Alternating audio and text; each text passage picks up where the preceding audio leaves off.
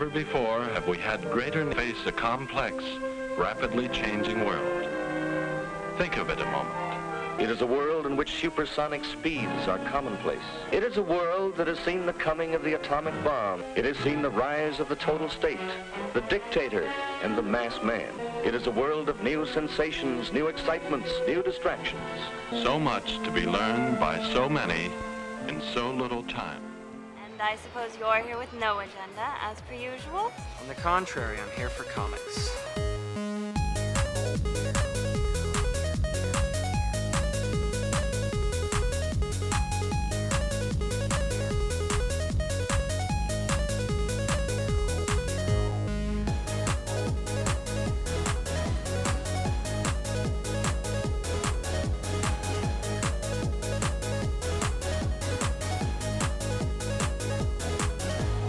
How's your comic book collection, Brody? Oh, it's going good, but I've been...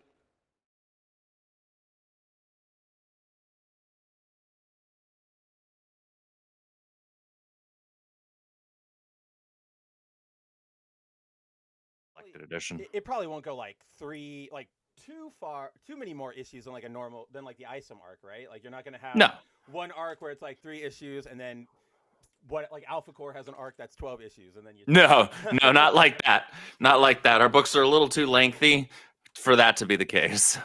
But either way, everybody, you guys should be checking out Yaira number 2. It is live today. It is comic books, and that is why you are here for intellectually honest comic book talk, recommendations on good comic books, and I'm sure there's at least like 1 or 2 of you out there who are here for some Rippaverse info. But you know what? Go check out Eric. He's about to go live in just a little bit here with the Saskas. You can also go check out all their pre-order campaigns that they have open now. But you know what you're doing right now?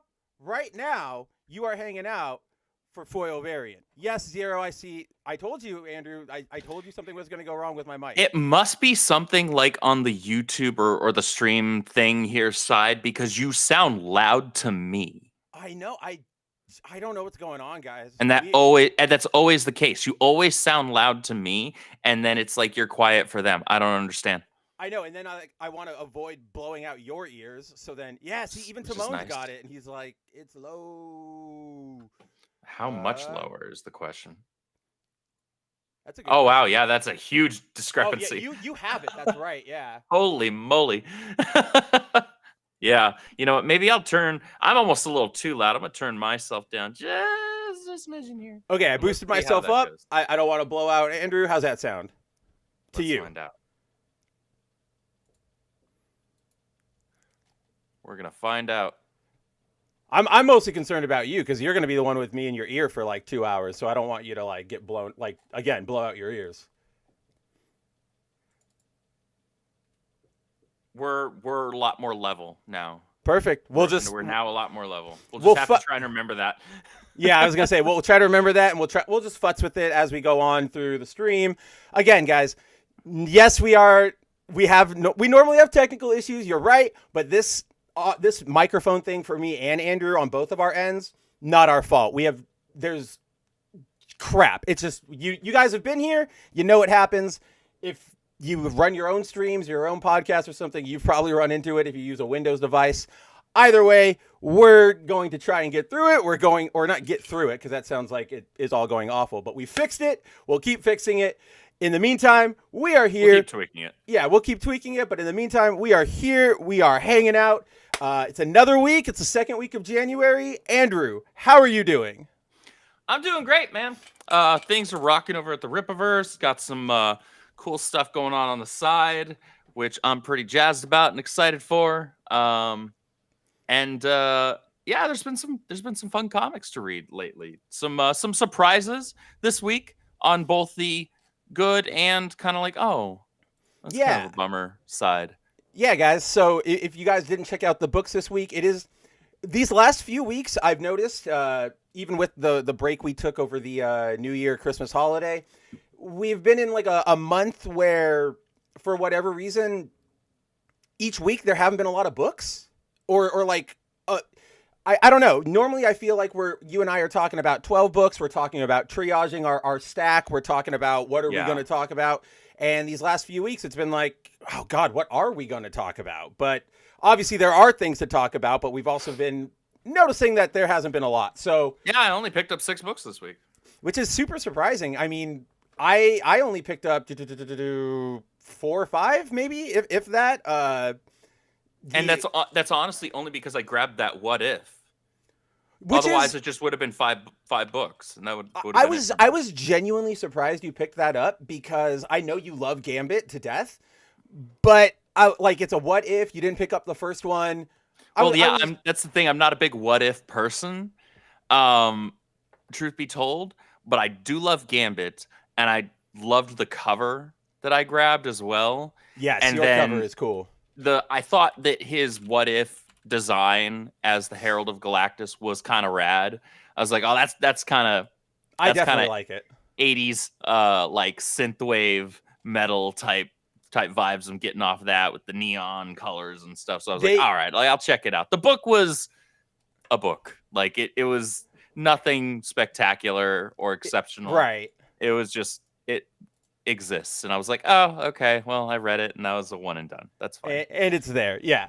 So I just wanted it mostly because I like the cover. Because of the cover, yeah. And we'll show you guys the cover and everything. We'll probably talk about the book very briefly because I do want to hear your thoughts on it. But before we dive into all of that, let's say hello to the chat. Let's also turn on my light so you guys can probably see me. What is going on, everybody? We have freaking Punk saying, "What's up, knuckleheads?" Hey, man, how's it going? Also, I know you're teasing me about not hitting the live button, but hey, that actually helped. We made sure that we did it right this time. No more boomerang over here if we can help it. We've got Zero saying late and gay. Only by like 2 minutes. That doesn't really count, okay? Look, we're here. We didn't have to restart the stream. Progress, all right? That's what we want. We want progress. Persistent progress, always moving forward. Exactly. Line always goes up. We have Timon saying, "Heyo, Shinies. Heyo to you, my man. What is going on?"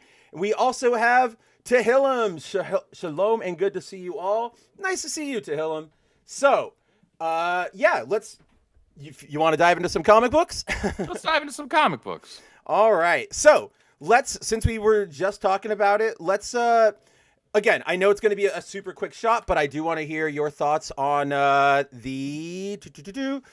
Galactus, on what if Gambit became Galactus. You want to grab the other cover? I do. I have it right here.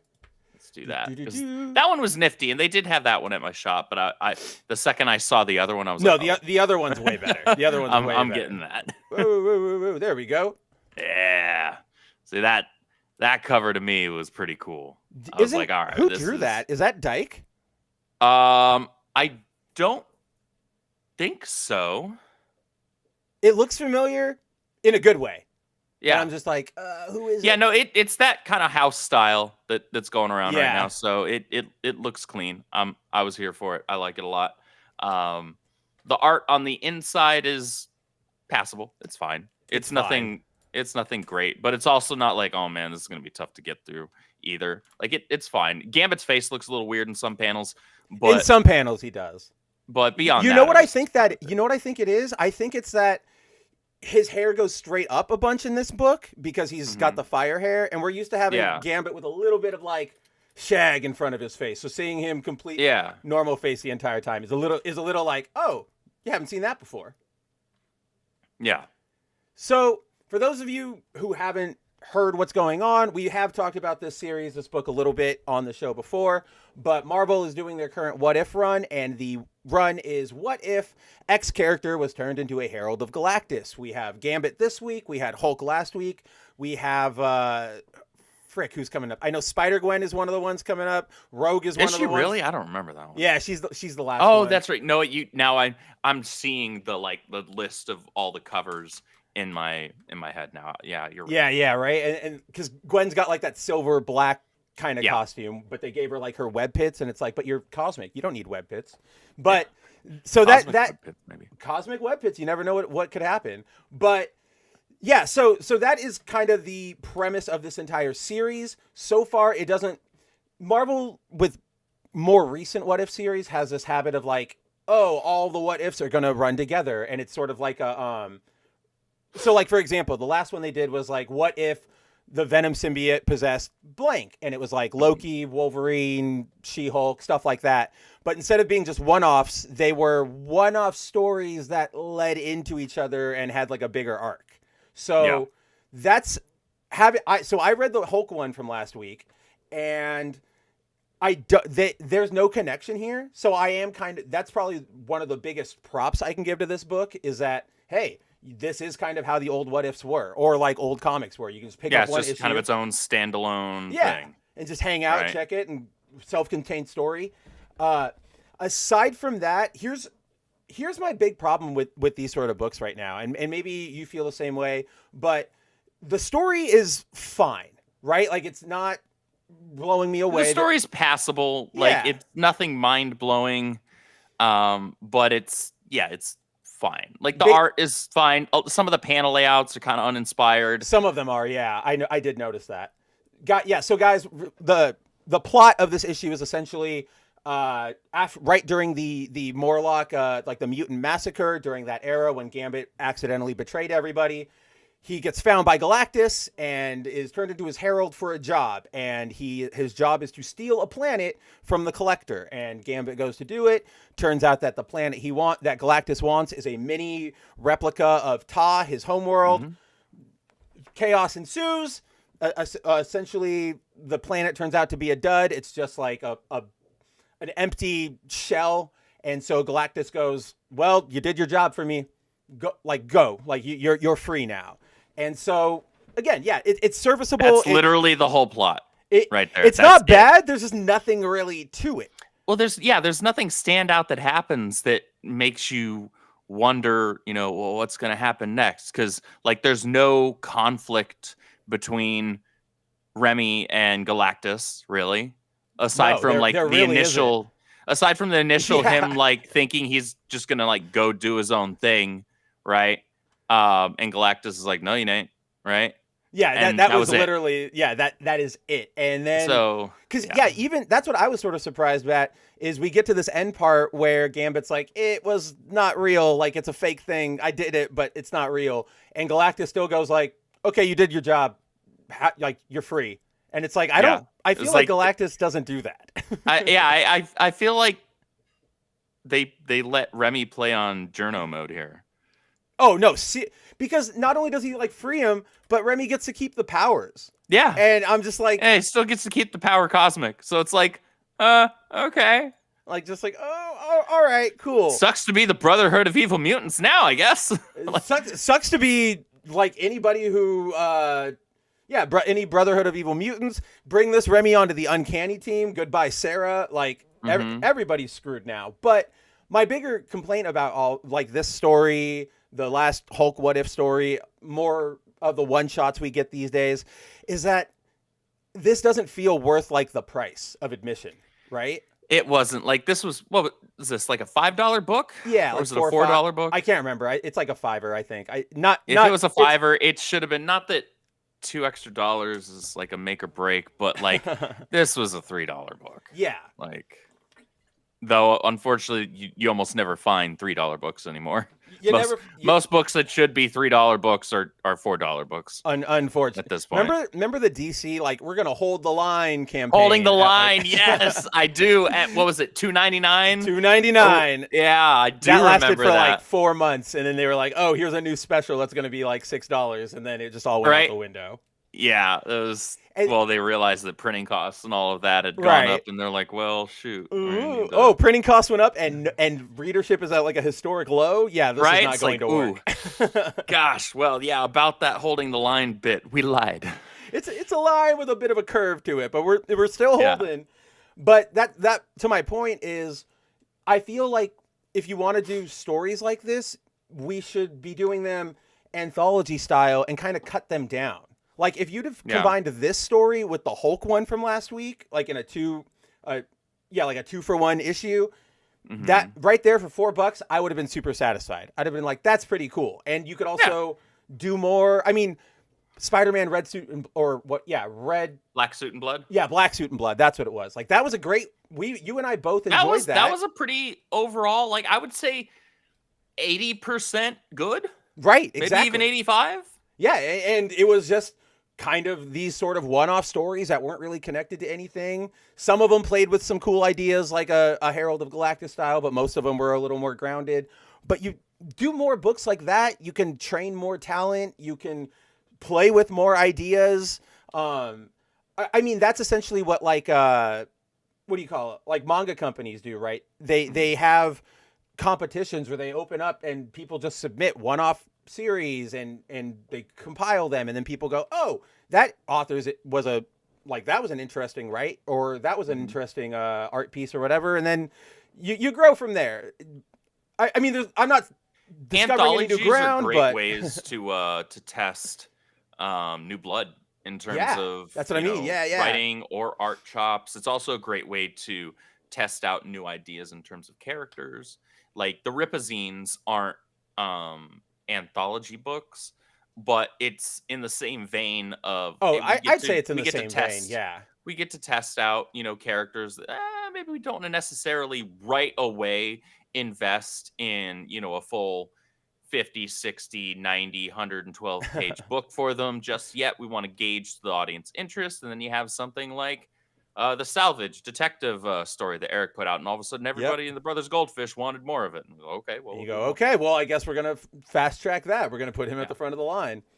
High effort, but low commitment in terms of like you don't have to invest a ton yet, aside from just put quality into the thing, right? Put quality into the thing, and then let the audience decide. And also, it saves you, like the publisher, it saves you money because you don't have to pay out the fees for a full run or a full issue even, right? You can go, all right, here's 5 pages, and you can get a bunch of it like that. And it would all work out. If you're like us and you pay your artists well, then it's not cheap to put out a 96-page book. I know that price, like payment in the comic industry sucks. And it's one of those things where like, I always want to ask, like, RIPA artists or other artists within, like the indie sphere, like, what did you get paid? Not because I'm like trying to start up crap or anything, but like, I'm curious. But you don't go around asking people things like that. But, I see professional artists from Marvel be like, oh, I get like $800 a page. And I'm like, or I don't even know if that's what I mean, but like, it always seems super low and it doesn't seem great. Yeah. Our artists get paid very competitively. Oh, I mean, you guys, if they're doing work for us, they are more than likely getting paid at least as much, if not more, what they would be making if the big two were putting them on a book.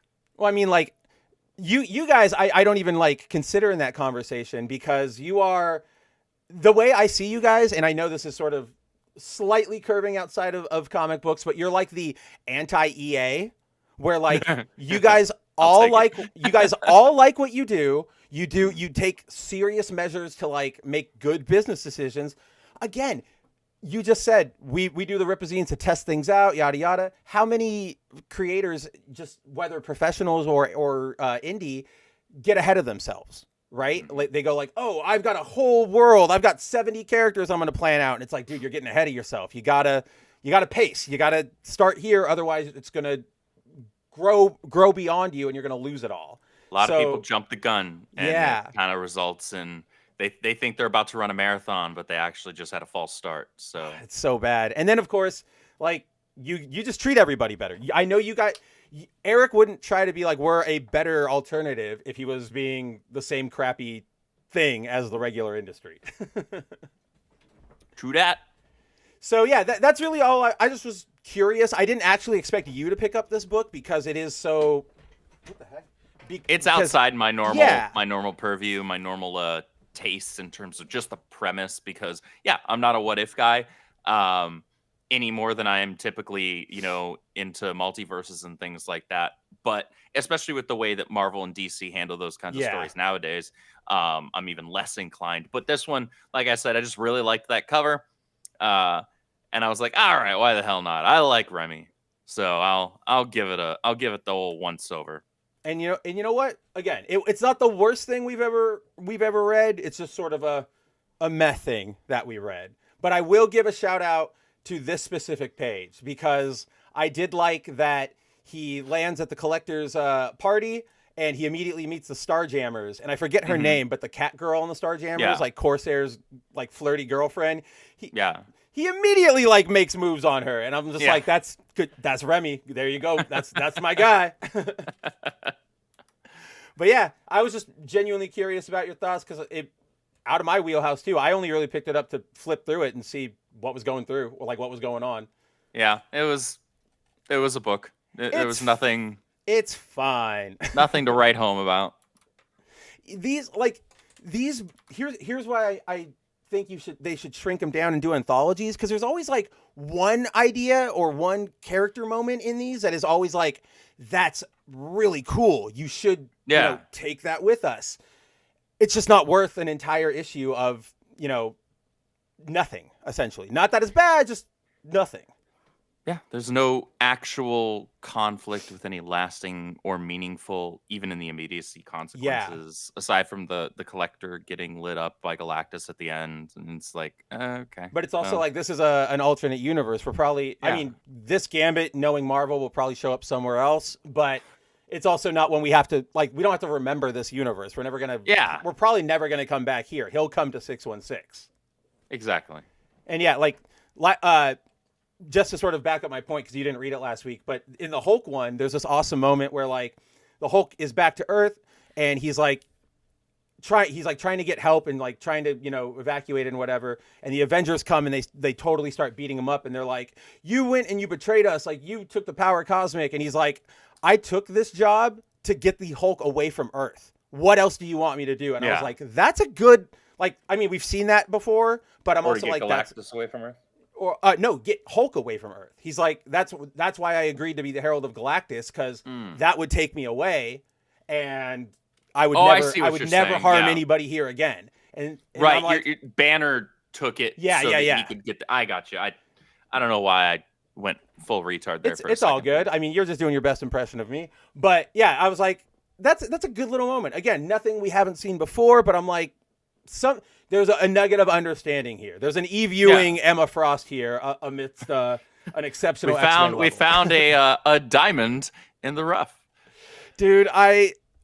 So I went to my LCS yesterday to buy a new box. I got that magic one, but they have so many of the exceptional box, and I just laugh. I get people's aversion to it because that book sucks. Like, there's no two ways about it. That book just sucks. It's awful. It's just bad. But that box looks so nice. The box looks great. But I got Joelle Jones on the one side. And then the Trad Moore on the other side. Exactly. It's just like, I couldn't pass that up. No, you can't pass it up, but you're also somebody who will go for art. Right, I'm going to go for the art or the character. Like, I'm not even a Spider-Gwen person, but one of my boxes that I have is a Spider-Gwen one. Yeah, exactly. And I keep all my Spidey books in that one right now, or at least all the more new ones that I have. Until we get you the MJ and Peter Parker one. That Campbell one, I need it. I looked so weird yesterday because my LCS just keeps all of the boxes like flat on like these big like pallet shelves. And I was there for probably like 10 minutes going like through like boxes that nobody ever rifles through, just looking for it. But I'm also afraid to find it because, like, how do I get that to you? How do you even ship something like that? Yeah. All right. With Gambit out of the way, it's sort of fine, guys. The cover that Andrew grabbed is probably the best reason to pick it up. Yeah, we probably won't be talking about this series again because I know there's no real other character that Andrew's going to check out. I don't really care about this series that much, even though I am a what if guy. But this isn't the kind of what if I like. We've talked about it. I don't like just random what if character was other character. I like, what if Remy did betray the mutants for the mutant massacre or something like that. Just like actual different takes on things. So all you Galactus fans out there, this one's for you, I suppose. But that's all we've really got to do for this one. But before we move on, we've got people in the chat. We've got Emily Kruger. What's up, Emily? Always a pleasure to see you. Punk says, bought Vampirella 673 with the Lucio Perillo cover and Magic one this week. I also got the Psylocke 1 foil variant and Thunderbolts 1 with White Widow Ski Chalet variant cover from eBay this week. All good pickups. Like, I love that Psylocke At least foil. in terms of covers. I'm yes, interest in Thunderbolts. I think that Thunderbolts one is A, I think that's from an old series, but B, yeah, I don't. All new Thunderbolt stuff since the Warren Ellis like post Civil War run, it's all really, really, really, really terrible. They went away from essentially they tried to turn them into the Suicide Squad. Of course. It's just that's not what they are. Because Suicide Squad, at least the first one, made a ton of money. It did, and despite not being a good movie, it made a ton of money. People don't have taste in general. Like I'm sorry, because I have met way too many normie people just out and about. Not bad people, not dumb people, just your average guy who's not connected to the stuff like us, and they're like, "Oh yeah, I really like that movie." And I'm like, I'm not gonna say anything because I'm not an asshole, but like I don't get it. Like, how? Let's see. What else do we got? We got synthetic panels. What is going on? Timon says the chest thing looks weird. Oh, are you talking about on Gambit? It's supposed to be like his chest plate that he always has. It looks fine in that pic. I think what it was is that one of the pages that you were showing while we were going through it, one of the panels specifically there, right this there, one, that panel one, the way that the coloring and the inking was done there that's weird. Makes it look super wonky. Like that's a bad ink job right there. That is a whose inker is this? Is this Valero Shitty's inker who keeps screwing her over? Yeah, that's a hack job panel. It's pretty bad. And this is just a side note. We've been noticing that a lot more. Inkers are kind of dropping the ball lately. They're really screwing up people's works. Inkers can make or break a good artist's lines. And we're just seeing it a lot more that they're breaking them. At least in the big two. Obviously, it doesn't apply to Rippaverse. I don't want none of my critiques are underhanded. All right, if I ever am critiquing, I will just tell Andrew, "Hey, that's stupid." Like the fact. Also, one of the reasons why you have so many artists. I say so many, a higher percentage than there used to be, of genuinely talented artists, like really good ones, who have now taught themselves inking craft as well, and they just ink their own damn lines because they understand their own lines better than anybody else is gonna, and it's easier to just do that, and then also be able to bill yourself as, just the line work artist in general instead of just being pencils. So now you can request a higher page rate because you can do your own inks. Right. Oh, I didn't even think about that. I didn't even think about that.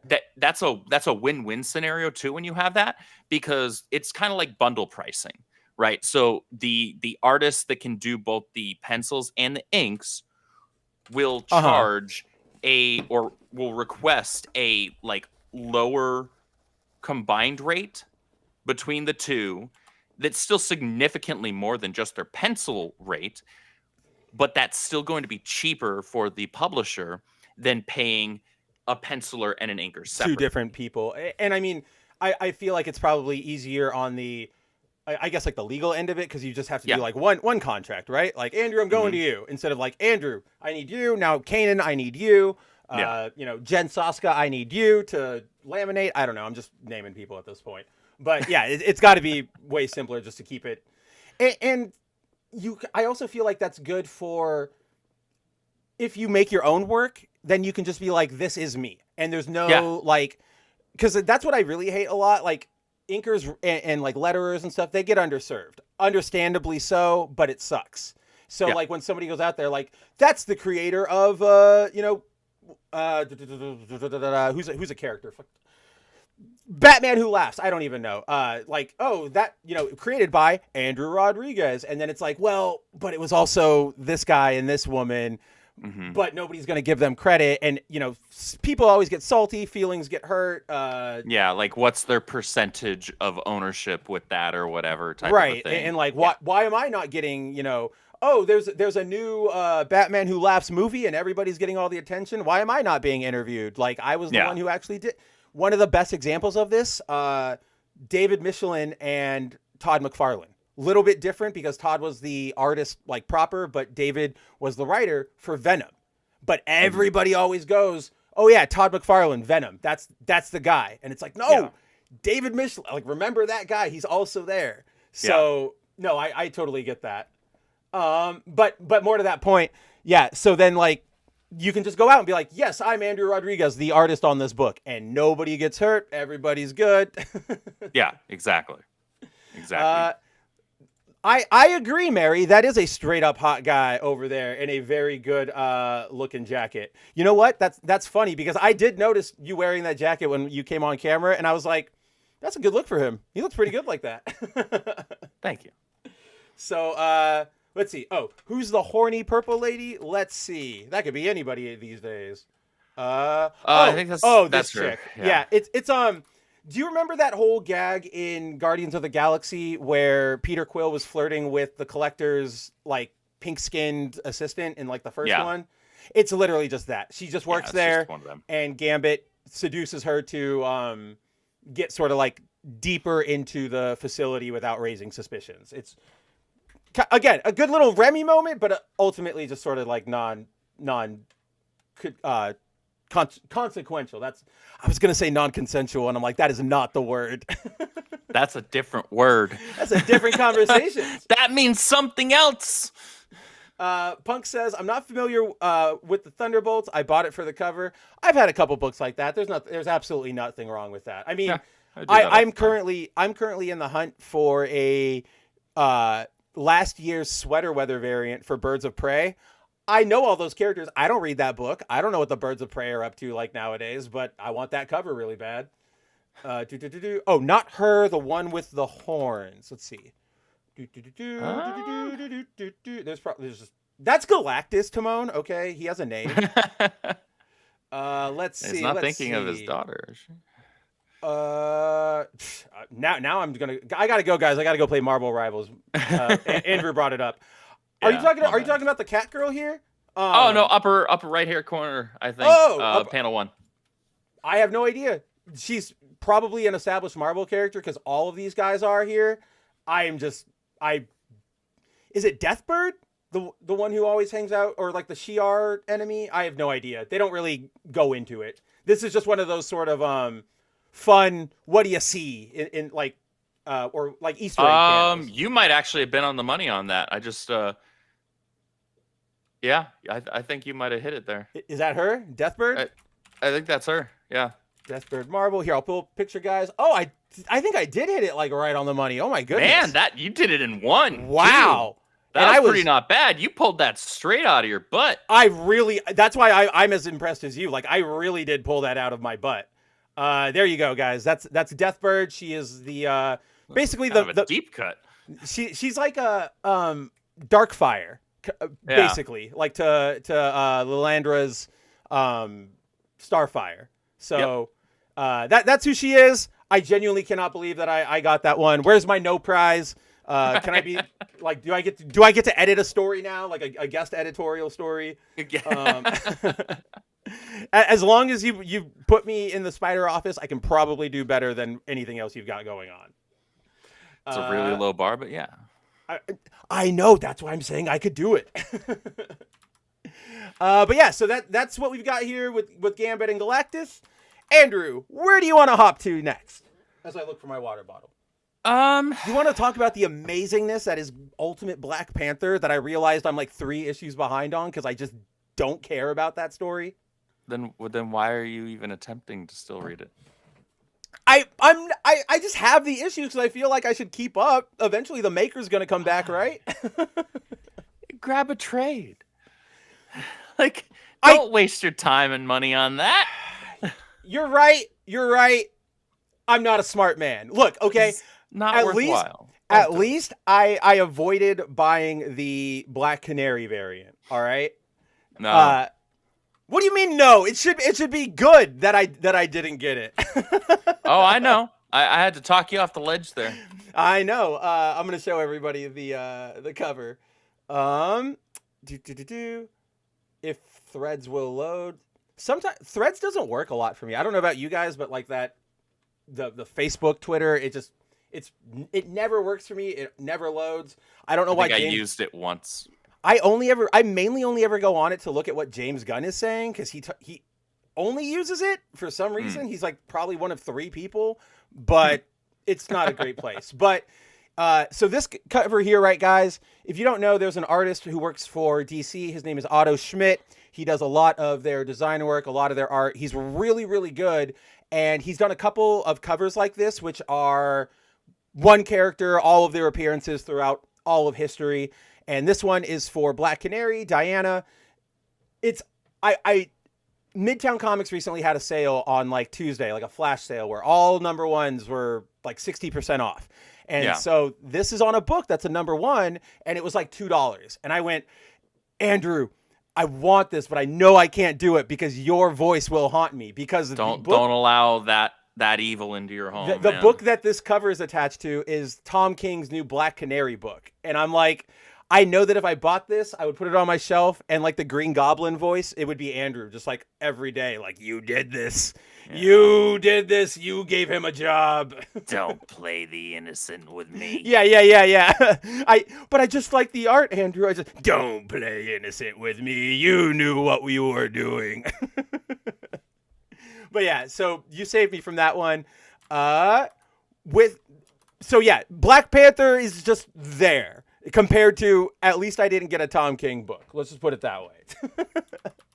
But yeah, sure. Where do you want to hop to next? Exactly, Timon. Boo Tom King, boo. I mean, I guess we both read Magic. Yeah, why don't we hop over to Magic? She's our thumbnail girl. I know Jay Scott's there, so obviously you're going to be happy. It's a great cover. Comic Talk. Magic number 1. Punk says, I've got the Birds of Prey sweater weather variant with the Power Girl sweater, both of those from last year. Yeah, I want the Villalobos. I don't know how to say his last name, but that one is Villalobos. There you go. I want that one really bad. Really, really bad. I want to, Punk, but it's a matter of finding it. That's all I've got to do at this point. I just got to find it. But yeah, all right. Magic number 1, one of the probably more notable books in the sense of more notable books of the week, in the sense that it's like a new series. It's Magic getting her own solo book for the first time in a while. First time. Yeah. No, actually, it's her second. Time. Yeah. That's okay. Check this. Everybody has been going around saying that's her first ever. Yes, and you did it right there, and I did it earlier for good reason, because that's what everybody keeps saying. It's not. She had like a 4-issue miniseries in like 1986. So I'm like, what are we even doing here? Like so it's one of those issues that in the long run doesn't really matter, but it's the like, oh, my name's Kevin Feige, the MCU is Earth 616. It's that kind of like, why are you confusing us for no reason? Yes, Timon says this cover art reminds me of 90s covers. J. Scott Campbell, not a man who is not afraid to air, or a man who will not err away from the cheesecake, from good-looking ladies, and from hyper-stylized art that doesn't try to go too, what's the word, like, overproduced? Is that like the right word? Like too CGE, too... We've all seen those covers that are just like... It's what, like, a 13-year-old on MySpace would think is a cool cover for, like, a Superman book, where it's, like, super... over photorealistic, and you got a bunch of lens flares on it and all that. Yeah, he doesn't do any of that. He does not do that. He's actually a very, very good artist. So Punk says, read it this afternoon and it was good. So I guess we can get into it, because this is actually a book where we are both. I closed the wrong one. Why can't I pull the actual comic up? There it is. So this book. We were both, Andrew and I were, both very, very excited for this book. It has an absolutely gorgeous foil variant from Dyke Ruin. Obviously, Andrew loves J. Scott Campbell, so the second we saw he was doing the covers, it was... Which is funny, because that's not the cover I got this week. Mine is currently in transit from Things from Another World, so I could have picked that one up for my LCS, but instead I grabbed a copy of the Dyke Ruin foil variant, one of 2 foil variants. Oh, you said it! You said it! He said the thing! He said the thing! Because I was like, all right, well, because initially I wasn't even actually planning on reading this series. I was just planning on getting them all because of Campbell's covers. Guys, he's doing an entire, what is this, 5-issue miniseries, and he's doing all the covers. That doesn't happen. Like that, he does I mean, he's J. Scott Campbell. They basically pay him $1 zillion, and he does a special variant set every once in a while. Yeah, like he doesn't need to work anymore, but he still just does every now and then. Does he have any like original characters that he's like been able to license and he can get royalties off of? I don't. I believe I he genuinely has don't license. I believe the only thing that I can think of anyway is because nothing's being done with Gen 13. Oh, that is him. That's right. But I believe. Oh, was the last thing they ever did with Gen 13 when they tried to make Caitlyn in the DCU with New 52? I think so. Yeah. Oh man, that's wild. Yeah, so it's been yeah. So they're not doing anything with that property, but I believe he has royalty rights on that. Not that it's making any money in particular right now. I'm sure it still has its fans, just like Youngblood. Damn it! That was the joke I was gonna make. But what he does still have, I'm pretty sure, heavy creator rights to, that he does also get royalties to, because they do tend to do fairly frequent reprints, is Danger Girl. Oh yeah. So Danger Girl is, at least the publishing rights are over at IDW right now, and they do periodically reprint the trades. It wasn't it with like Antarctic Press before that? I feel like so. IDW is a new publisher for it, because that sounds not in a bad way. Like that sounds more prestigious than I remember for Danger Girl. They're newer, as in within the last just handful of years. Yeah. But before that, it might have been Antarctic. But yeah, this is the deluxe. I keep meaning to try and get the hardcover version of this, because that's just the way I am with things I like. I need to have as many versions of it as possible. But yeah, I've got this one. Then there's like the Ultimate Edition version of it. So they have a ton of different reprints and versions of the trade and collectors and all that. And he makes money off of that. I'm pretty certain. They should what that money actually looks like, I have no idea. Yeah, no idea. Actually quite know the value of the property. However, that being said, that would be a fun property to do a like low budget but high effort like spy action flick. You could do that really easily because it's kind of mission and it's kind of James Bond / Indiana Jones, and neither of those things do you necessarily, as long as you handle the script right, you don't need gigantic budgets for that. You theoretically probably only need giant set piece budgets for like 2 things. Yeah. Right? To really sell it. Otherwise, it's good camera tricks. It's all that kind of stuff. Mm-hmm. Funny. So this is just a side thought that you just reminded me of, because I was writing an article last night about Cynthia Erivo. She wants to play Storm, the woman who from Wicked. Oh, yeah, I saw that. Which, like, you know what? I get she's a talented person, which is like whatever. But if she lost her mind over the Wicked movie, like the single poster edit of Wicked, where they tried to make it look more like the Broadway one, she's not going to handle a comic book role, dude. Comic book fans, that's all they do. You get the first picture of a hero, and they go, oh, this is the idea of what I think it would have looked like. Oh, here's what if they wore their ultimate uniform? What if they, and everybody gets edited to hell and back. She will go nuclear. And she just, look, she's no Aurora. She's not. She looks nothing. Aurora needs to have that commanding, wild African goddess presence to her.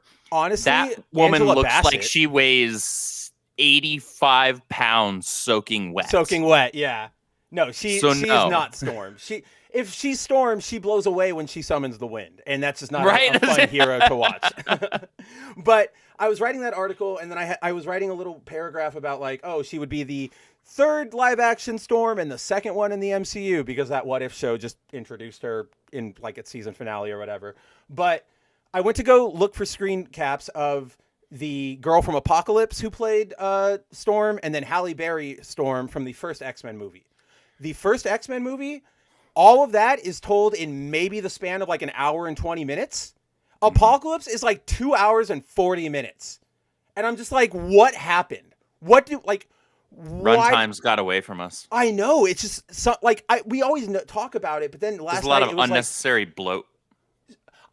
So there's a website I use. It's called fancaps.net. It's not a secret. It's just a place where people will, they'll run scripts on movies that'll take a screenshot every like 2 seconds, and then they'll upload that so that people can, make edits or whatever they need to do.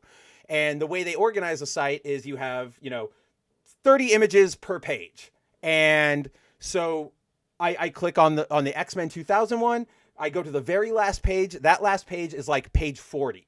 I go to X-Men Apocalypse. Page 40 of their thing only gets you as far as the kids being captured and taken to the Weapon X facility, which is like barely halfway through the movie. I was going to say that might be like 40% of the way through the film. Yeah, dude.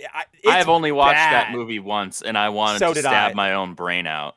It's so sad because made me there's so many, angry. There's so many cool things that could have happened with that movie, and they just did everything. Every single second was the wrong You had choice. Ivan Ooze Apocalypse. You had goofy castings for all. Look, I've got nothing against Sophie Turner as an actress. She's not a good Jean. She's a horrible cast for Jean.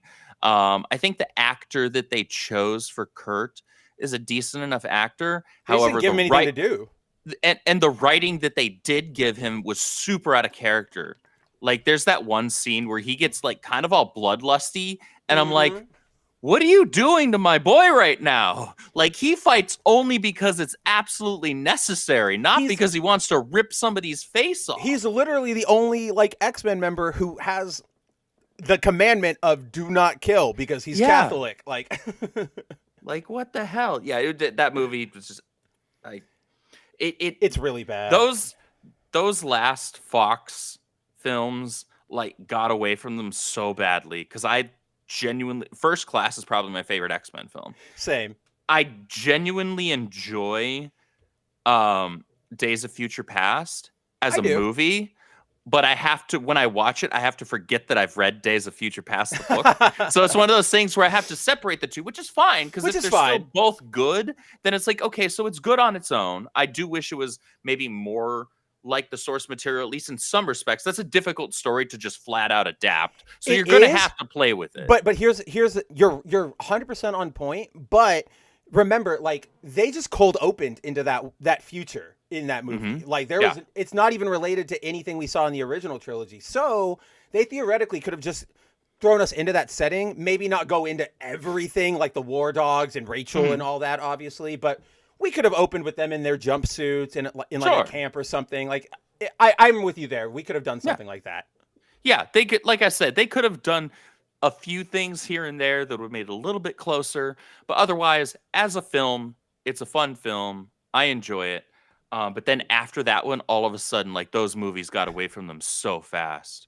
Because Apocalypse was just apocalyptically bad. And then Dark Phoenix. I don't want to talk about Dark Phoenix because that movie was worse than Last Stand.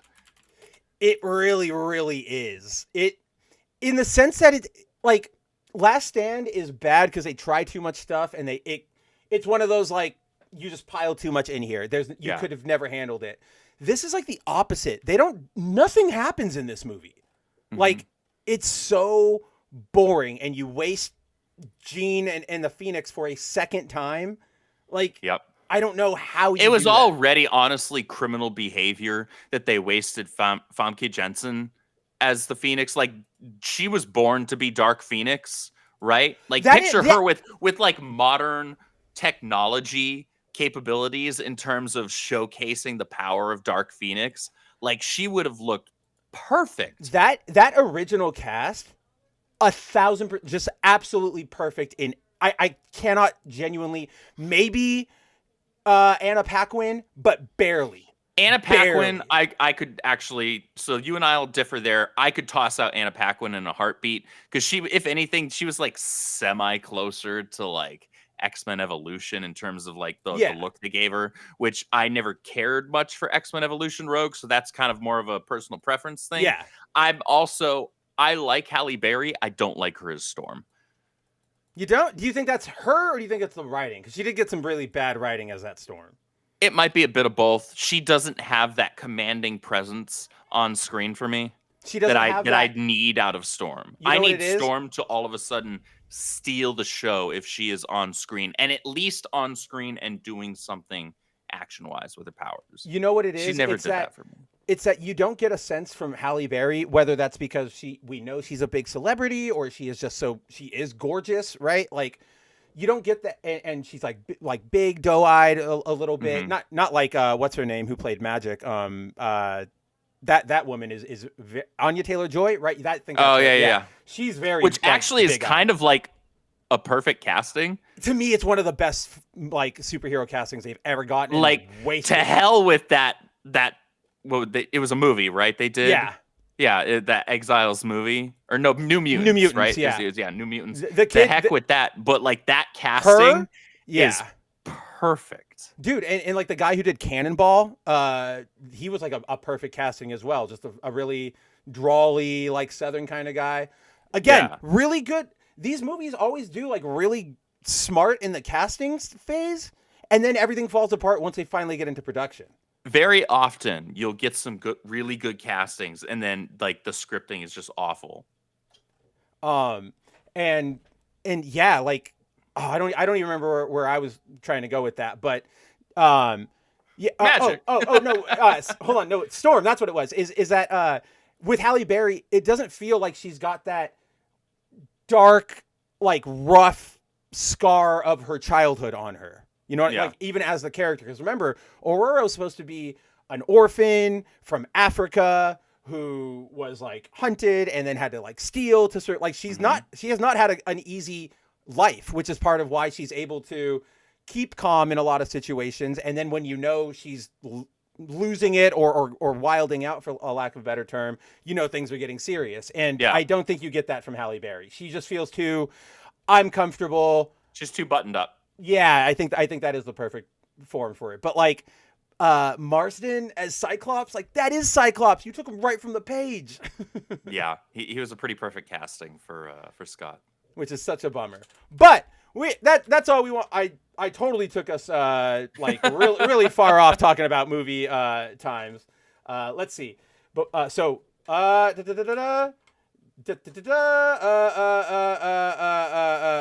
I even going to do? Oh, Timon says, so let's get back to Magic. We got J. Scott Campbell's cover. Timon says Campbell should do a coffee table book with his covers.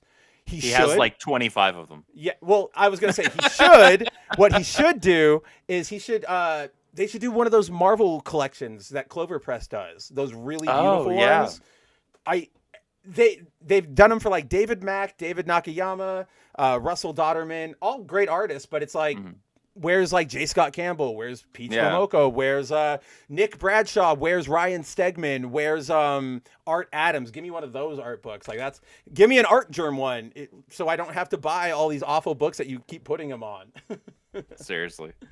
Oh, hey, Corey is here.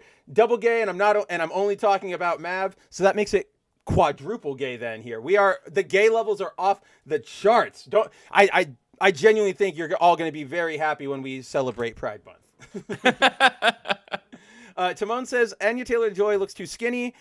I think that's like, to me, that's part of what works for her, especially as like a younger Magic. Like that works for her visually. If you'd have thrown Anya Taylor-Joy into the classic like New Mutants uniform, like the black on the sides with the white or the yellow down the middle, done. Nobody would have. It would have been cinema history. Yeah, but that would have been perfect. Instead of cinema history, we got a really, really terrible New Mutants movie. But I guess it didn't even really bring Magic back to the forefront. That was the post. What era was that? The era where like Scott had his red and black suit. What do we call that for the X-Men? The Inhuman War era or whatever you want to call it. Just that era, right? Like when Emma had her black suit, Scott had his black suit, and then Magic got this one. Like that was when Magic came back into like prominence. Movie didn't really help her at all. And this is like my second favorite outfit for her. Oh yeah, this one's. What's your first one again? That red one from the early 2000s. That's right. Yeah. When she was part of Exiles. When she was part of the Exiles. Yeah, no, that is a really sick suit. Do you remember in New Mutants they didn't even give her like the proper soul sword? Her soul sword was just a regular size sword. And I'm like, okay, it's glowing at the very least, but this is not the soul sword in the slightest. She's supposed to be wielding the freaking Buster Sword, people. Come on. That's the entire point. But no, they just gave her a regular She's the trope of like little girl wielding big ass weapon. She's a lot of those tropes. She's little girl wielding big ass weapon, little girl who's actually like the most dark, scary thing on the entire face of the planet. Like, right? She's, I don't know. A lot of stereotypes rolled into a character that I have a personal affinity for. I love her design. I wish we got more stuff with her in it. Just like give me a magic character action game where I have to go fight through limbo or something. Like, I would absolutely lose my mind. That would be so much fun. But instead of any of that, we got our second solo series from Magic, dropped yesterday, of course. Before we move on from this cover, I just want to point out something here as like an artist. This, like, I got to give compliments to Campbell for this little bit right here. Like that little divot in her hip between her thigh and her like butt. It's such a small detail, but he nails it. Most artists will ignore that. They will, or they'll give it just like a little, like one little like, and that's it. And I noticed that and I was just like, Scott, you madman. You madman. It's a booty dimple. It's a booty dimple. Yes, I like that. Hashtag booty dimples. So, unfortunately, that's probably going to be the most positive we probably are about this book from here on out, because unfortunately, at least in terms of this first issue, it's not that compelling. Yeah. It's got an interesting premise, but like not a whole heck of a lot happens that makes me really hyped for the premise. The premise is slightly interesting, but it's also very derivative of things we've seen before. You know, mystery thing is hunting mutants. Oh, there's an ancient evil that was locked away. Like, not that it's bad, but if you don't have that good, unique catch on it, it's just going to make me go like, bleh. Like, you still got to add your own spin to it that makes it yours, rather than telling the same story that 85 other people had before you. And unfortunately, at least in this first issue, we didn't get that. So essentially what we do get is we have your obvious, the same thing that happens in every like first issue of a comic book story. Your main character sort of has a recap of their life. You know, Ileana's dreaming. She remembers Colossus, the Dark Child, Limbo. This was Marvel going, in case she forgot who Ileana is, because we almost never do anything with her, despite her being in the main X-Men book. I was just about to say that, dude. I was like, she's on X-Men. She's on the flagship X-Men book. She hasn't played her chess game since issue 2. Issue 2 was the last time she got to do something like important. And I'm just like, come on. Like, she's there. Also, I don't know if you noticed this, but I laughed because I feel like this isn't how this would work out. Let me pull in the Zoom page. So obviously all the X-Men are dead in this vision from the Dark Child. And we've got Kitty Pryde here, but she's like dead phased. And I'm like, I don't think like that's how that would work. It's not. Like, she has to be conscious for that to happen. Again, not a big thing, but I just saw that out of the corner of my eye. And I was like, hey, that's not how that works. Yeah. But essentially, speaking of the main X team, the book continues. We get, Magic is waking up in the base in Alaska. And to her surprise, her fellow X team members throw her a surprise party. It's her birthday. And in very Magic fashion, she kind of doesn't want anything. Not interested. She's like, none of this. Oh, I got to go. We got to go save these people. And I actually did. This is one of those. There's a good little exchange here where everybody can clearly tell she doesn't want to like celebrate her birthday. And she goes, we got to go save these mutants that are on TV. Haven't you heard? And she's like, we got to go. And then Cyclops is like, the ones who just popped up 5 minutes ago, like that we literally didn't know about. And I was just like, that's Magic. She wouldn't want to do any of this. So the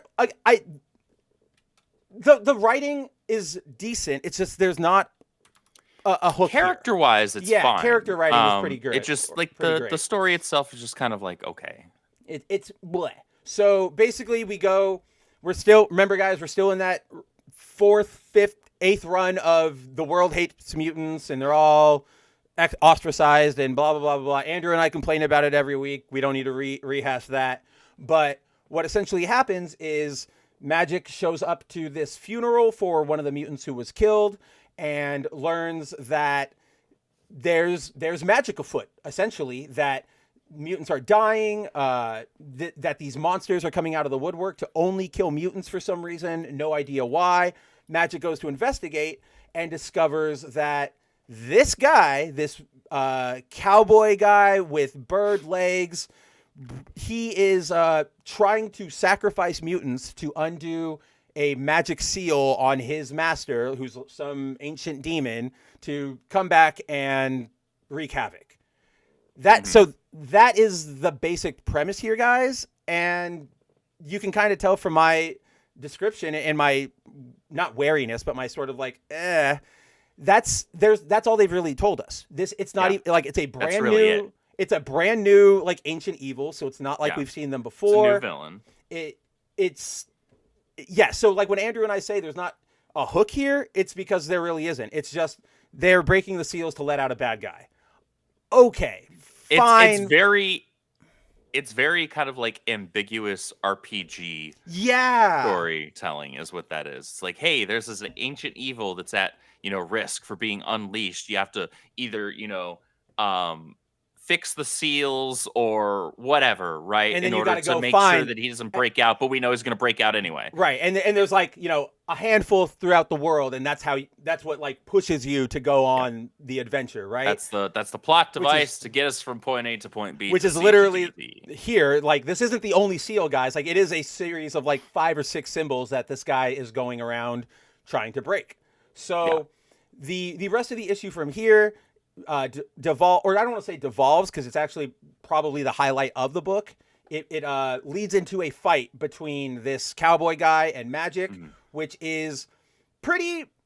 I liked this fight because it does what I like out of like manga, which is they don't necessarily fight to see like who's stronger. Like, oh, I beat you because I'm stronger. It's we got to use our powers differently. We got to be smart about how we use them. And so, for example, this guy's power, I really like this, is he shoots bullets, but he can command them. So he shoots it, he says explode. And then when the bullet hits you, boom, instead of just like a regular bullet. And I'm like, that's pretty cool. So at one point, Magic's fighting him. She silences like this small area around him. So, or around them. She effectively hit him with the silent status. Yes. From, again, any RPG. Buster Sword. Silent status. She's basically vomiting up materia Cloud. right here. Yes, she is. She's Cloud. She's even blonde. She's got a dark past that nobody wants to talk about. She's Cloud. She's Cloud. But letters page, nobody cares about that. But yeah, so she casts the silencing spell. The guy shoots, and it doesn't work. And he goes, oh, and it like passes right by her, and that allows Magic to get her like one hit in. After that, he's like, screw this. I'm not fighting you. And he like shoots this old woman who we'll talk about in a second to distract Magic. It works. The seal breaks.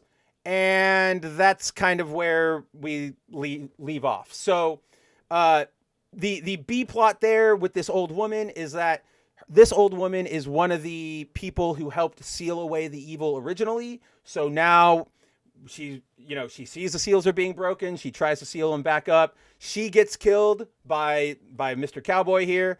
And now her grandson is it was supposed to be like a family business thing, or it is a family business thing where it's like, oh, when you get old enough, you are the next protector.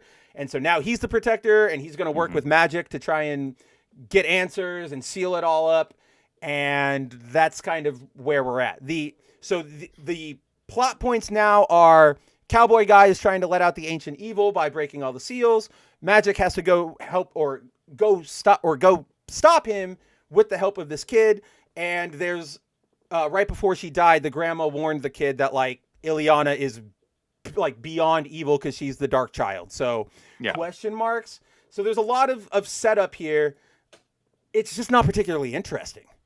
It's a lot of setup without enough of a hook. Again, like Andrew said, if there was something interesting or original here, maybe we would be having a different tune. If this was like Shadow King, what was locked away, or somebody we knew, because it just because right now we know Ileana obviously, but the liminal, liminal, and it's just like, and so Okay, I don't know who that is. Therefore, I don't know what I'm supposed to be afraid of because you're just giving me this ambiguous, incredibly vague description, and not even that's being almost a little too generous. A little bit, it's just yeah. saying that there's this ancient evil that was locked away, and that's really all that we know. Like we don't know. Literally is. Yeah. So why you're saying it's an ancient evil? Why is it evil? What does he want? What's he trying to do? What are his powers? What is it that I'm actually supposed to be afraid of and concerned for? I don't know any of that. So I don't. If you were to tell me, oh, this deals with the Shadow King.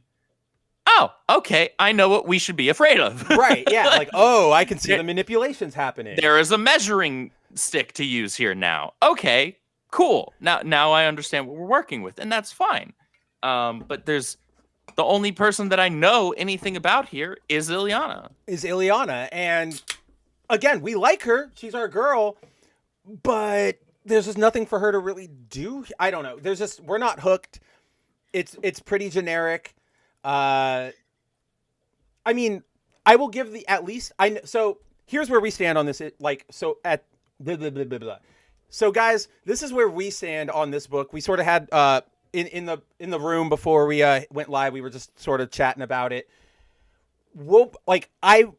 Andrew's obviously going to be buying all 5 of these issues. It's a J. Scott Campbell cover book with Ileana. He's doing all of the cover A's, so I'm grabbing them. Absolutely. There's no way you can't. Even I am tempted to grab all the Campbell covers because I'm like, it's Campbell. I maybe it's just me getting over my bullshit, but we could probably track if in video my feelings towards Campbell's art over this last year. True. Because I was like, it's fine. I'm not the biggest fan, but I don't hate it. And then as we've been hanging out, I'm like, oh wait, all of this is really, really cool. Yeah.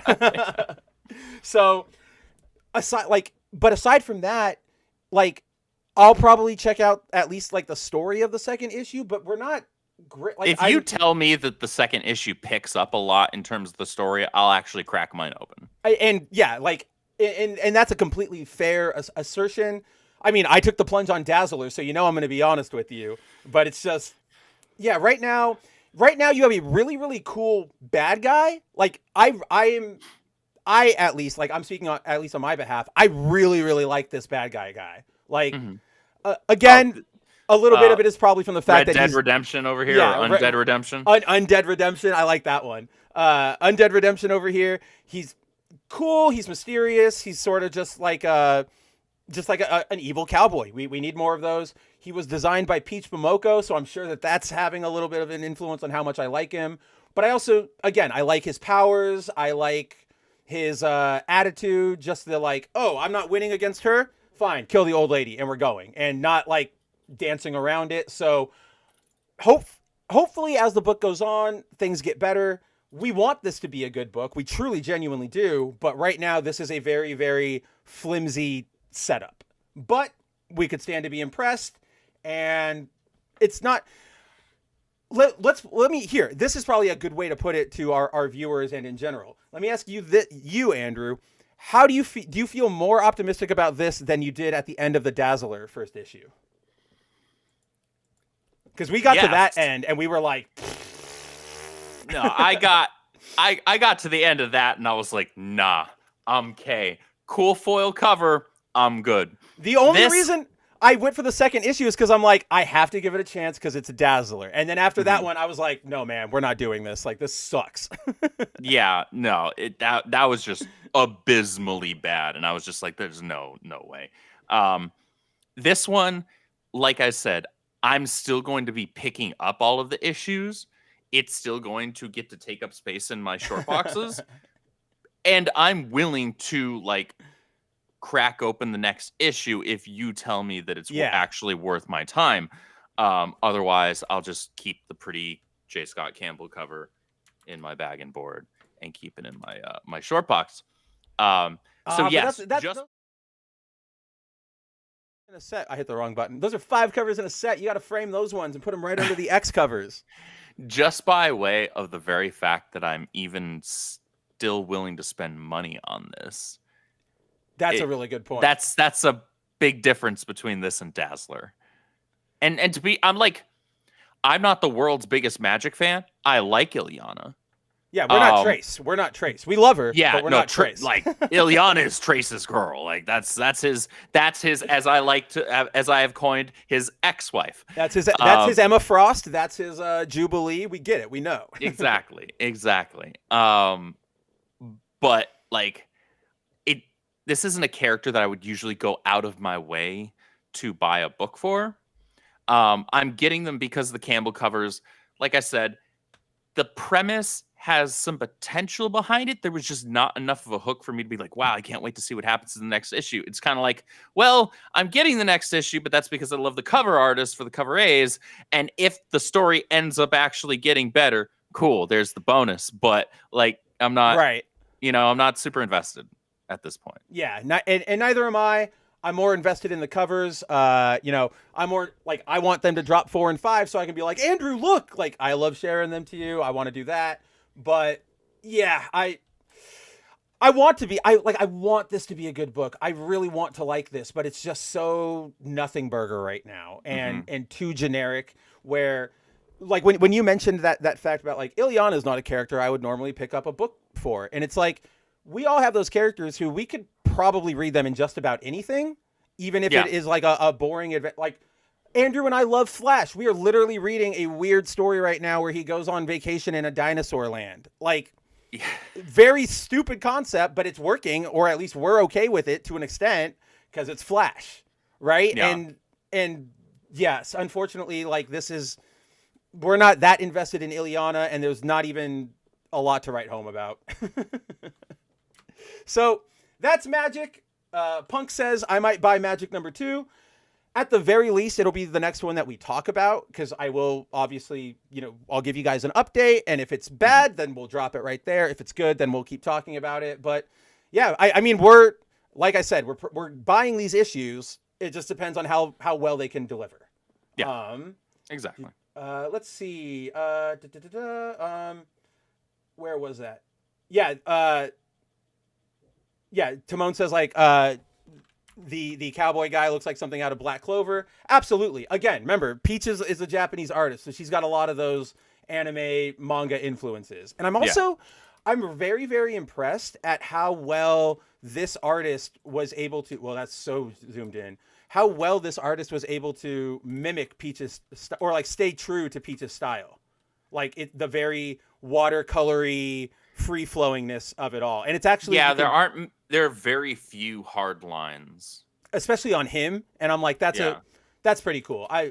I'm here for you, artist. I would almost kind of want to see your inks without the colors just to see all of that. But we probably won't get... This is probably not going to be a book that gets a noir edition, unfortunately. Probably not. All right, but yeah, that's, I think, where we are with Magic. We will see her next month with another gorgeous Campbell cover that I just spent the last, minute, looking at all the details on this. I see something new all the time. Like, these aren't, the pants are see-through, kind of, and you're, seeing the back part of the pants, and she's got, a long belt, and I don't know, it's great. Nothing more to say about that. I mean, Ilyana is very much stereotypical sexy goth chick of the X-Men is kind of what she is. She is, and she's blonde. That's actually really interesting. I didn't even think about that until right now. All right. With Ilyana out of the way, how about we stick with Mutant Kind for a little bit more, and we talk about where did that book go? Why did it close on? The conclusion, the breathtaking kind of conclusion to more like taking the wind out of my sails conclusion to Uncanny X-Men. Now, guys, I want to preface this because we have told you this is an intellectually honest comic book podcast that we do here. We have been very upfront with y'all about the absolute level of sheer quality that Gale has been delivering issue after issue when it comes to Uncanny X-Men. This one, what was it that I said to you earlier? I said it felt like she got hamstringed. Yeah, that's hamstrung. That's the exact word you used. Yep. It didn't feel like any of the prior issues that she wrote. There are parts of it very directed. The character moments feel like Gale, but everything else, the plot, you're like, that's not what Gale would have written. The plot pacing feels like it was. I didn't even think about this until just now. The plot feels like, and this would to some degree explain other parts of the Graymalkin crossover thing. Yeah. Follow me. I'm following. It feels like Mid-K was the one that actually did the general scripting for the whole crossover. It does. And then Gale was able to fill in dialogue in specific places, especially with this issue. You know what? Because the pacing and the like just overall kind of like, not a lot's happening, and what is happening doesn't feel like it has as much weight or payoff as it ought to. But the character moments still feel like those powerful X group character moments that we've come to know through the last 7 issues of Gale's Uncanny run. We've come to know for, right? So it feels like she was kind of hamstrung by editorial and by a very specific direction and directive. Yes. And I'm not one that this probably sounds like I'm trying to make excuses for Gale, and I'm not. It's just it doesn't feel like in most places it doesn't feel like her writing. Again, yeah, like we're being honest here. If this was her normal type of writing and it was bad, we would go, "Oh, guys, she's bad." I've read bad Gail Simone books. I know what they look like. Yes, we have. And Andrew and I both walked away from this going like, it just doesn't feel right. Like it just doesn't feel like Gale.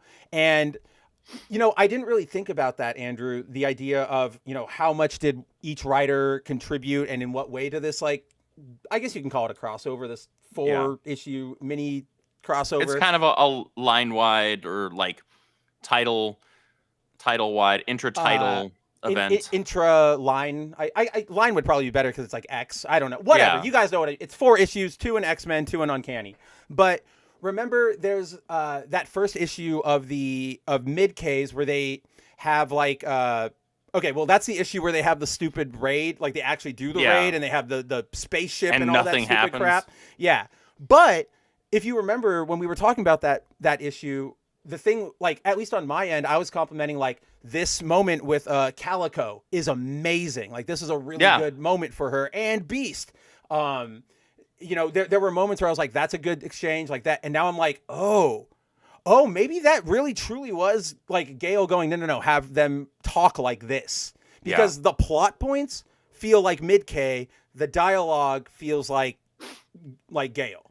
At least with regards to the characters that she generally handles currently in the X books, right? Absolutely. So before we break into Uncanny, which I have up here, I want to take you back for a second, both the audience and you, Andrew, because one, we didn't cover this, the last entry in the raid on Graymalkin when it came out. Right, yeah. It was just that was like one of our crazier weeks. That was like one of the last weeks where we had the massive stacks and had to triage. So we wanted to talk about it, if you guys remember, but we just ran out of time. We had already gone on for like 3.5, 4 hours that night. So we said, we'll get to it next time. So I'm bringing it up for them for that reason. But for you, Andrew, I just realized this because you were talking about pacing and everything. This issue, I just flipped through it before I brought it back up. This doesn't do anything. You don't need this issue. And I'll explain to you why. So if you guys remember, for our recap, where we left off was the X-Men had entered into Graymalkin. They had broken in to try and rescue Jubilee, Calico, and Beast. Didn't really work out. Beast had been beaten. Calico was let go because her parents were super rich. She then had sort of like a, no, I'm a mutant moment. And she goes and she wails into the facility in one of the best scenes in recent memory. And that leads them all to go into battle. We're going to finally take down the prison, and the X-Men team up. And then they start fighting because the warden has a psychic on her side who can manipulate their emotions. And so that's where we were. Scurvy. Scurvy. So Scurvy is manipulating everybody's emotions. And the last time we all talked, that's where we left off, is that the X-Men were at each other's throats because of this manipulation. Now, in this last issue by Mid-K, all that really happens is we get a lot of... why is it doing the double page thing? That was wrong. We get, a lot of fighting, which the fight, it's fine. I will say The art in this was actually really strong. The art was really good in this fight, and again, there's some really good like character-y moments, right? And like, I don't know, like I like this little bit where Scott's like, Juggernaut, take Blob, and Rogue goes, Wolverine, get Wild Child, and both of them are just like, yes, boss, like got it, like together. Yeah. And again, those little Gale-y moments, right? Even this felt super Gale, where Idie and Jubilee are fighting side by side, and Jubilee goes, you think you were a little hard on Logan back there? And Idie goes, spare me, like I need a lecture from one of Wolverine's special girl sidekicks. And Jubilee just goes like, well, damn, like she kind of was like, wow, that's harsh. Like, okay. And I'm like, again, that does feel it feels so much different than how Jed writes them, where Jed just writes them like, it would be like, wow, you were mean, Idie. No, I wasn't. I don't know. Well, Jed writes not all, but a lot of characters. You could tell the characters that he doesn't really have that much interest in having speak at that moment, but he needs somebody else to speak. They kind of all sound the same. Oh my God, that's an amazing way to put it. Like, yeah, whenever it's a character he just needs to speak, they all have that same narrator voice. I mean, it's not a narrator voice, but you all know what I mean. So yeah, the fight just keeps going. Fight. That's really all that happens here. We eventually get to Scott and Rogue having a showdown, or a face-off, if you will, where Rogue says, we got to rescue Charles Xavier. And Cyclops says, no, we don't. Every time we, try to follow his dream, mutant kind goes to hell. We don't need him anymore. Like, we're moving forward. We've seen... It's not a bad moment, and maybe if this was the first time you're reading through an X series, this might come as like a big moment to you. But this is just sort of like, we do this all the time. Yeah, we literally this is not do the this first all time. the time. Like, they did this. Krakoa is only the most recent time they've done it. It's not the first time they've done this, dude. The to link it back, that era when they were in their black suits with Scott's X suit, that was all. Xavier's dream has failed. We got to stop being weak, and we got to go on the offensive. That was all that was.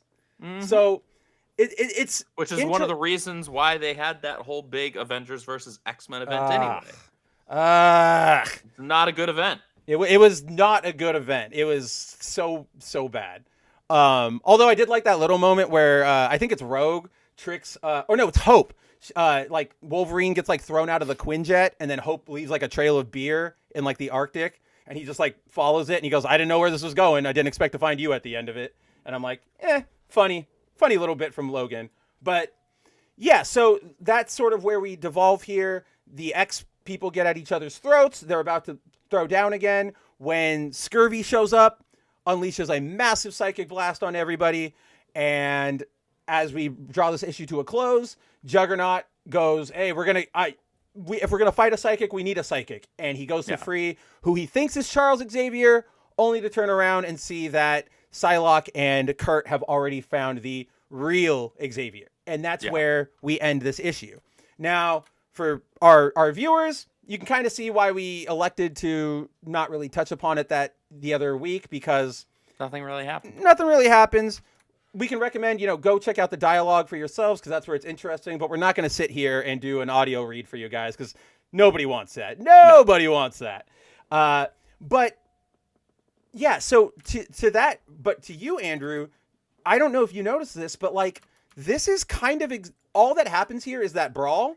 And then we literally pick up in the middle of the brawl anyway in this Uncanny issue.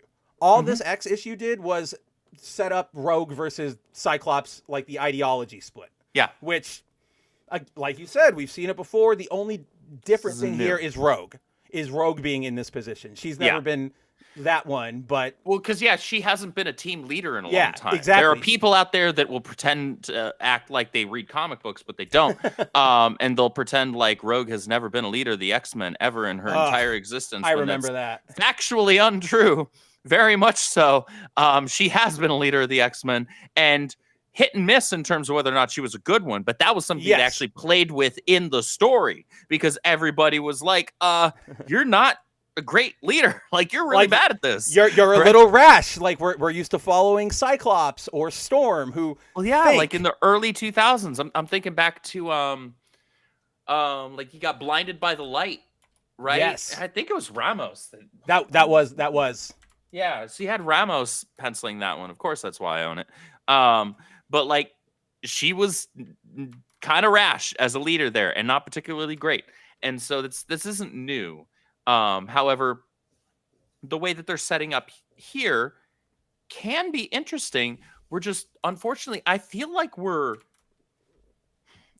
the entire X line is being hamstrung by two things, because unfortunately you have a couple of really interesting and pretty good, I would say, so far. Like Psylocke and Phoenix overall have been pretty good so far. I'm enjoying both of those books. Phoenix. Isn't there another? I feel like there was another one on our list, mutant related. That's on a not solo like book, or maybe not a that's solo. not Wolverine's Revenge. God, finishing September 2028. Dude, no, we are going to be in nursing homes. Like right. by the time that final issue comes out, I will have moved to Texas. You and Mary will have had plentiful kids.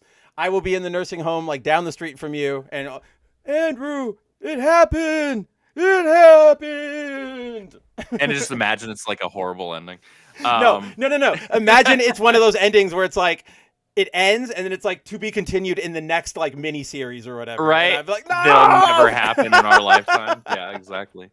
But I feel like the X line, aside from a couple of solo series, and Uncanny, with the exception of this issue, are being hamstrung by two things. One of which being, I think, mid-K, and this I think is something that has validity in what we see in several of the other X-Team books, like in X-Force and X Factor.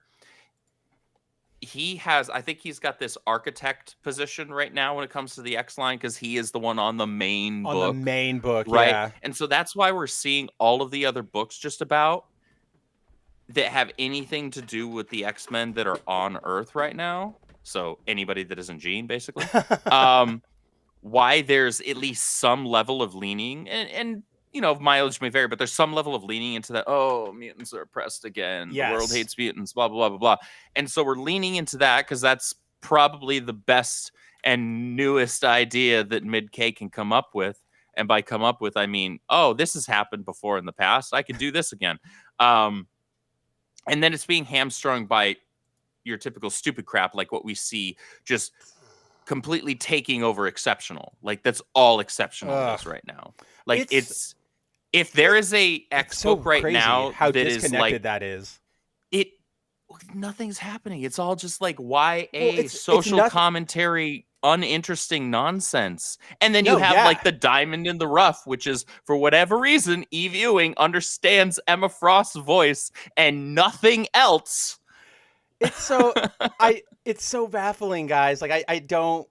It hurts. It genuinely hurts, because like I know from here on out, whenever anybody goes like, "Who do you think should write Emma?" I know my mind will go to Eve, but I will also know that like unless Eve is writing a book where Emma is only talking to the reader and she's the only character there and nothing else happens, everybody else will just be insufferable. Exactly, like Emma, exactly. Here's the thing. Emma is supposed to be kind of insufferable.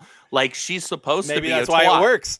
right? So maybe that's something about Eve Ewing's personality. Maybe there's a little bit of self-insert there, and this just happens to be the lucky roll of the dice, where it's like she's writing for a character and kind of self-inserting a bit of her personality, but it's working because that's kind of the character's personality already established. Right. Emma, she does have a kindness to her, but it's so rare.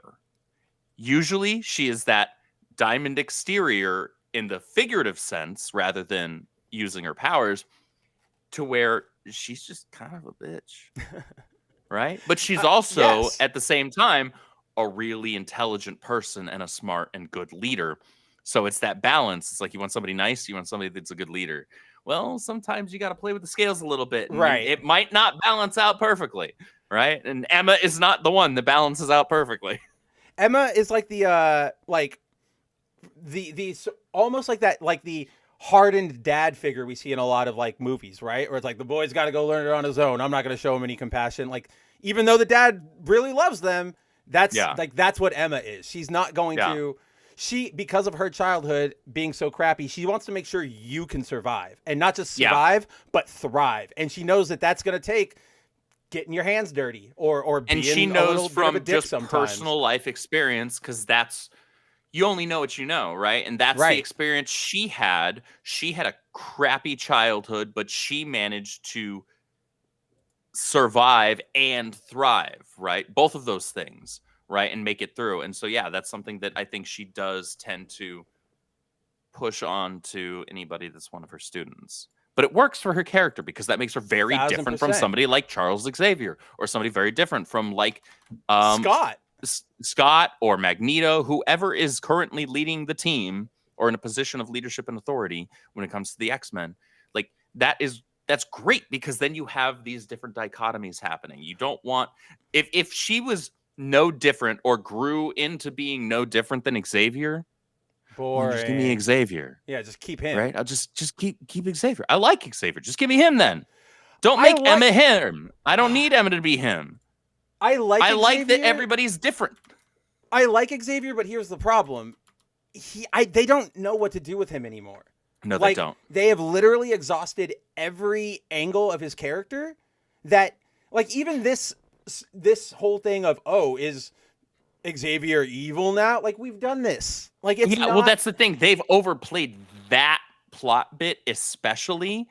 And by overplayed, I mean using it any more than one time.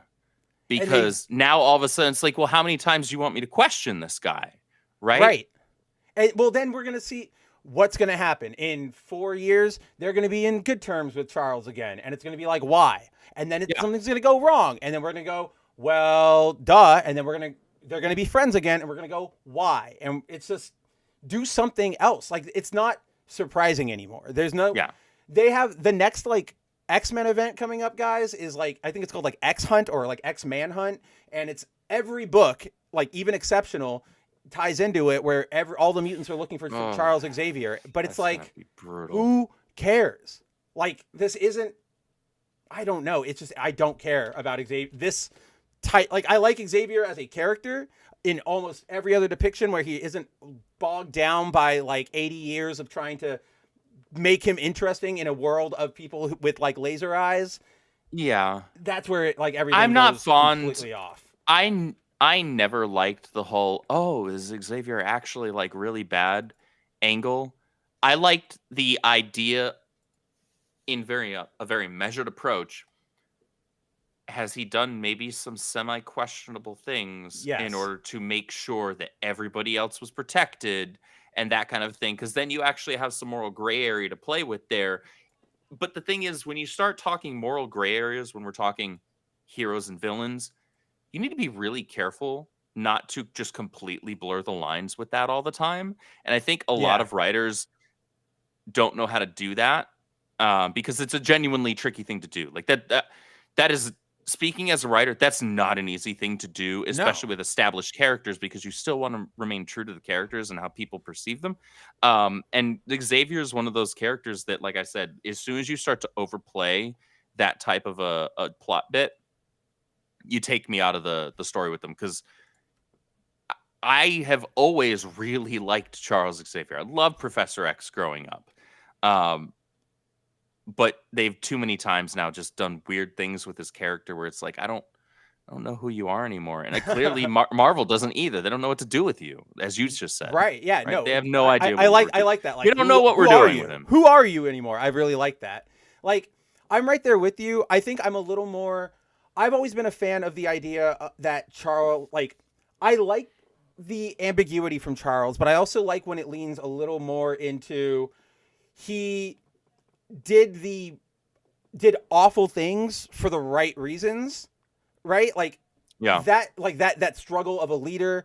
I like that. And then I like the moments where he, there is that conflict between, you made that choice and we can see the thought pattern, but was that really the best choice? Do you think you're maybe, letting other things like influence you? I like all of that to the point where I like the idea of questioning, maybe Xavier's got like good points, but his entire vision is not the vision. Just like, oh, Right. Magneto might have points, but it's not his vision. So then theoretically, Cyclops takes up the reins and we get a new, mutant zeitgeist, if you will. And then Yeah. Hope takes over, or Cable, or so on and so forth. I was just going down the Summers line there. But but yes, instead of that, they just make him evil. They make him like, I'm not going to talk to anybody. I'm not going to tell anybody my plans. I'm just going to do all this stuff to subterfuge. And it's like, again, this isn't you. And the writer, whoever is handling him at a given time, is just right. They're not writing him. They're not writing that character. They're just writing bad guy. Like Charles Xavier has not been Professor X in a very, very, very long time. But certainly I will not admit, the Professor X that I grew up with. I like that helmet look though that he had during Krakoa. Like, it's not like Professor X look, but I do like that like helmeted look. There are things I like about it. I don't know if it's something I'd want to have in permanency, but yeah, I think there's a place for it for sure.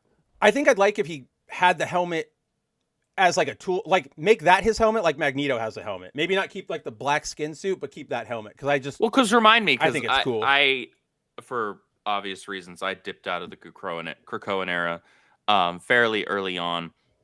Did that helmet ever have significant utility to where it was like almost like a portable Cerebro? That's what it was in the end. That is what it was. That's what I thought, but I wasn't 100% sure because I like that conceptually. I like that's like, oh, I don't have to go into this little big round room all the time, right? In order to utilize Cerebro, if we're led to believe that Charles is as powerful as he's supposed to be. Right, yeah. He's an avian. Yeah, oh god. We'll get to it. Let's just get to that. All right, let's just get to that. So, first off, you are right, Timon. This is very Lex Luthor-y looking. I think it's because they made him so buff. I think they did. It was really weird for me to see Charles looking like this because he was kind of scrawny in the Krakoan era. Yeah. And then prior to that, for the longest time and large portion of my life, I'm used to him being in a wheelchair. So you're not typically particularly buff. He comes out here with his giant chest like pumping out, and it's like, okay, you've been in prison for like a month, and you've just been spending it in the gym. All of a sudden, he's Jason Statham. Might as well. Oh, dude, that'll be a multiverse thing they cast now. You know it. You just brought that into existence. So let's get into the disappointment that is Uncanny X-Men number 8. So as you guys all just saw, Charles Xavier is out here. The X-Men are still fighting. Scurvy has them under his sway. We open this issue with arguably a pretty interesting moment where we get a little bit of the backstory of Scurvy, which shows that... As well as the Warden, which I'm going to bring that up in a second to you. But so we learn that the Warden used to just be a sort of, a podcaster, just like a personality, an anti-mutant personality. And Scurvy, was a guest on her show who was just trying to, I'm a mutant. We're not all bad. And it evolved into this, it became a physical relationship, but it was more the Warden using him. Because every time, this made her out to be far more manipulative and conniving than we'd been led to believe up to this point. Well, I mean, if we go back and watch old episodes of Foil Variant, you and I were like, okay, she's evil, but like, what's up with her brother? Like, there's some, or like, why did she call the X-Men? There's some bent here where maybe she's okay, and then like after this, it's like, oh no, she's just really, really terrible. So, the thing I wanted to bring up about the podcast is like, I feel like somebody would have recognized her as the Warden of Graymalkin if she was this big of an internet personality to have like a studio and everything, right? And so I feel like that should come into play more. It's again not really that big of a deal. Yeah, I feel like they're trying to sell it a little on the whole maybe post high school glow up type of a thing where like she's dressed a very specific way here, has her hair done a specific way. There isn't much in the way of makeup going on her face, nothing crazy going on with her nails. But then you look at how she presents herself now as the Warden. She's wearing like these white leather boots and dresses and long trench Trench coats. coats, She's got her yeah. hair kind of slicked back instead of just kind of falling down, framing She's her got face. the Loki. Yeah, she's got, different things going on with her nails and with her makeup. So I'm going to like try to give them benefit of the doubt on that one. That makes but sense. to your point, like if she really was that like big of a podcaster, that well known, like you're gonna like I don't care. You could throw Tim Pool in a dress. She's still gonna look like Tim Pool. Like Right? everybody is going to know that. Yeah. And Yeah. I mean, look at that apartment she's in that bottom panel. There's no way you're not a success. If you're a podcaster, Yeah, no, you're that's- successful. You've got everything. You're Joe Exactly. Rogan. And this is Marvel too. So everybody lives in one of the big expensive cities anyway with a ridiculous cost of living price. So there's no way she's not doing very well for herself. Yeah, she's not in Connecticut. She's in the heart of Manhattan or Yeah. across the bay from it. Whatever, New Yorkers. I don't care about your dumb city. But so we continue on. The X-Men are, in the throes of Scurvy's attack. We get, Scurvy is kind of, taking him for a ride. It's pretty brutal. Nobody can really stand up to him until Charles Xavier shows up. And we get a couple conflicts come on in this issue where the Rogue. So what happens with Rogue and Cyclops is they kind of like agree to, we got to work together even if we're really pissed at each other. So that's what they all kind of do here. There's not a lot here, but there are some funny or like interesting interaction moments. Again, heads up to like Gale, like this one right here where they're like, okay, we don't trust each other, but we've got to, if we're going to stay here and watch Scurvy and Xavier to keep an eye on them, we need our teams to keep going. Who's going to be our new like temporary field leaders? And both of them immediately agree, like Magic and Wolverine. Like, Yeah. And I was like, that's like, I like that. Like, again, showing that. So I remembered Magic exists, right? Well, that, but also for showing like all their conflicts right now, like they still know each they other. can still be on the same page. Right, exactly. So, so from here, we just get the fallout sort of the fight between Scurvy and Xavier. The X-Men all sort of rescue each other from the psychic hold of Scurvy. We get, this is basically that fight from Apocalypse, by the way, where they were like inside each other's minds. And that's exactly what this. And I was just like, oh man, come on now. I was like wow, that's super anticlimactic, and I don't care. Right? Like, so yeah, nothing really, like there's really not a lot to talk about here. We kind of just, so yeah, let me just finish the summary since we're almost there. So the warden comes, says, hey, I'm going to take all of you down. They say, no, you're not. She says, oh, I could unleash, Sarah right now if you really want me to. And they went, oh, okay, never mind. We retreat. And she's like, you leave now. You can take Jubilee and Hank McCoy with you. Just get out of here and we'll call it done. So that's essentially what they do. The X-Men go home. The Uncanny X-Men go home. We kind of end it where they're very, very diametrically opposed. And that's basically it. So like for all that they were hyping up this raid on Graymalkin as if it was going to be a big thing, it wasn't. It really boiled down to nothing. It boiled down to we got Calico back. The status quo remained the same. All the does. same people are on both teams, and we're still missing Charles Xavier. And we're still missing Charles Xavier. So we're literally back to square one. And because we still don't even know who Inmate X is, because that's what this big reveal, or that reveal at the end of the last issue was. Oh, Inmate X is not Charles, because Charles is outside. Well, and you had freaking, what was it, in issues, was it 5 or 6 of Uncanny, you had Rogue telling the warden she was going to bust the doors in and take back their home. That didn't happen. That didn't, nothing panned out here. Nobody died or captured or like you said, switched sides or left teams or whatever. Honestly, guys, so this is the thing that we've been rolling our eyes about. There is one status quo shift, but it is quite possibly the dumbest, most generic Marvel comic book thing of all time.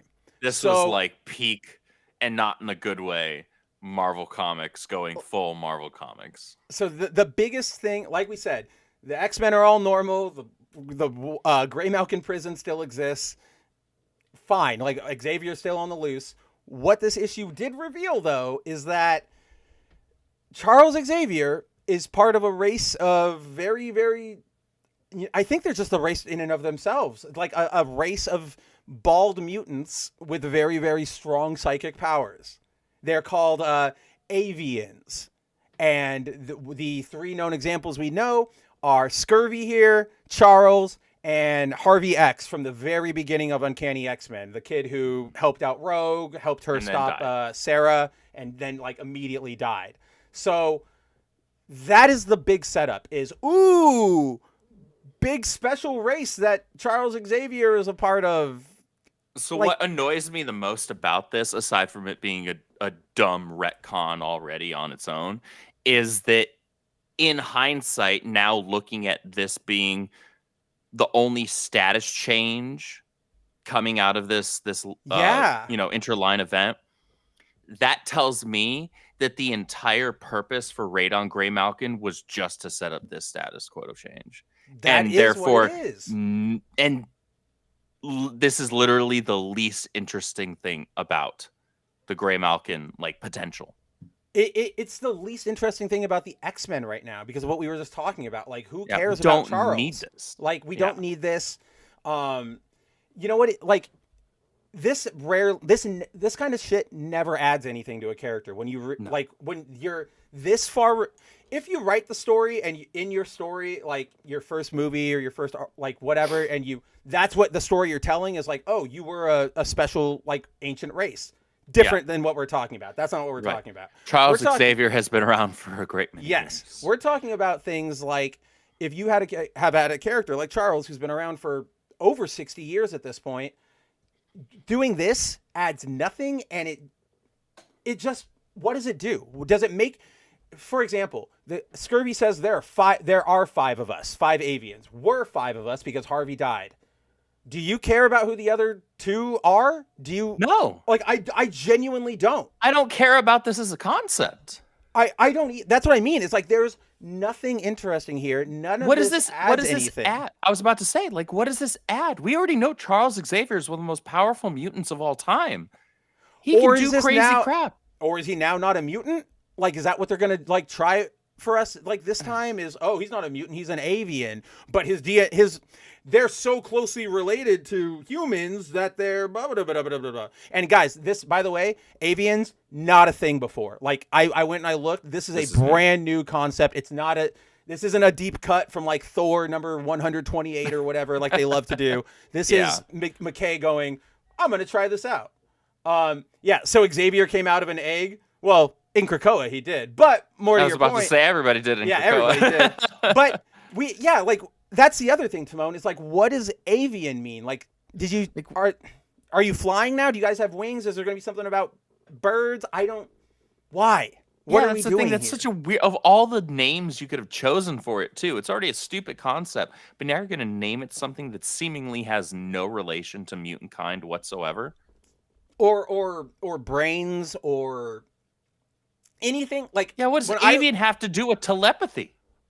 Or being bald. I don't know. It's just, if you wanted to call Warren an avian, okay, that would have made more fine. sense. Why not? Maybe we call literal feathers. Maybe he's a subclassification, kind of like you have, you have your speedsters, or you have your teleporters, or whatever, a subclassification of metahumans or mutants or whatever, who are very more bird-like than just fly. Correct. So angel, beak. You have exactly. You have characters that actually grow wings, right?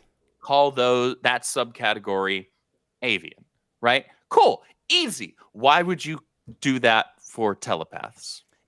You shouldn't. I'm sitting here racking my brain trying to be what possible flimsy connection can I make to connect birds to brains or bald or any of this? And the egg thing that Timon said is literally the closest I can come to. Oh, you were an egg that became human and that's why you're bald. I don't know. That's dumb, but this is all dumb. It's not like I'm going to come up with anything that this is when you guys know that here we use the term, we're playing the hand that we're dealt here, right? Like, and that's to, sometimes we get bad developments and we speculate and we don't want it to be true, but that's what it is, and that's the status quo, and we have to move with it. This is like, if I got this hand, I'm folding. I'm just like, okay, you know what? Just break my legs here. I'm clearly not winning this tournament at all. So Yeah. the other thing, oh, look at that. Timon, I said 60 years, not 40, or unless I said 40 again. But when No, I you said 60. all right, I got it. But and then there we go. Timon, like, is Vulture half avian now? Like, we don't know anymore. This is the dumb thing about this classification. Obviously, they're gonna tell us more. I mean, we're not that dumb to think that, like, oh, why, blah blah blah. But yeah, maybe. But it's like, there's literally nothing I can think of aside from this being some sort of like, oh, Scurvy was lying to you to manipulate you. That would be dumb, but it would at least make this make a little more narrative sense, if that makes any, like, it would work more. Yeah, it would be the lesser of two evils. It would be a cop-out. Yeah. But it would be better than the stupid retcon. Yes, exactly. Guys, again, Andrew can always take my words and just... If this was only Andrew's show, the show would be like 30 minutes long. I know that. But here's something that this reminded me of, and it's like, this is why it's such a red flag to me. Do you remember in the early to mid 2000s when Daniel Way made that change to Wolverine's origins, and they said, you're not a mutant, you're a lupus, and he's like a weird half wolf creature man. Do you remember that? Yes. That's what this reminds me of. No point to it. It adds nothing, and it's completely stupid. And it's another like animal like related thing. Yeah. No, the stupid retcon, stupid idea, stupid concept, like completely unnecessary. I don't know what this is supposed to add, because to my best determination, adds nothing. It adds zero. It adds nothing. In fact, to me, like, it detracts from Harvey here. Like, his whole story, I thought he was just like a cancer kid, and that was the whole thing about it, right? Is that he has cancer, but he knows he's gonna die, and he faces that glory, or not glory, but he faces it with like, his head up because he's gonna help Rogue, and then he helps Rogue because he's so powerful. Crazy. That's just a kid, but no, it's because he's a super powered, special boy, and it's just like, we didn't need that. We don't. And so, you bring up this point all the time. We talked about it a lot last week, but with a comic book or any story, really, you want your readers going like, what happens next? Or, oh man, I can't wait to see that. Let's learn about that. We mentioned it briefly, but like, the mystery they drop is there are 5 avians. Yeah. I don't care. Scurvy, Xavier, Harvey, I don't care. I almost guarantee you one of them is Cassandra Nova. So, okay, there's one other person out there. That's not really a mystery. That's just going to be, there's an avian out there. All right. Like, and 90, it's either going to be a brand new character or they're going to really hamstring to force somebody into that role. Like, it'll be, oh my God. Never mind. I'm done. No shit. Quentin Quire. I mean, he's got the little tuft of hair, but he rocks it bald most of the time. Yeah. So, and he is the Omega like psychic. So yeah. Yay. Or, oh shit. No. Andrew, what X-Men member has psychic powers and rocks the codename of a bird?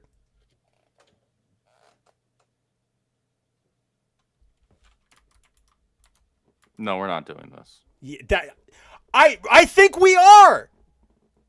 That's how is put our cynical, we've been reading comic books for 40 years, even though we're not even 40, brains together. Like that, if they were to go, we have 5 avians, Charles, Scurvy, Cassandra, and Harvey. Oh, that seems normal. Now everybody's thinking bald mutants. Then you throw them the curveball. Phoenix. Oh, well, that's why the Phoenix was so enticed with her. The Phoenixes love female avian. I almost guarantee you.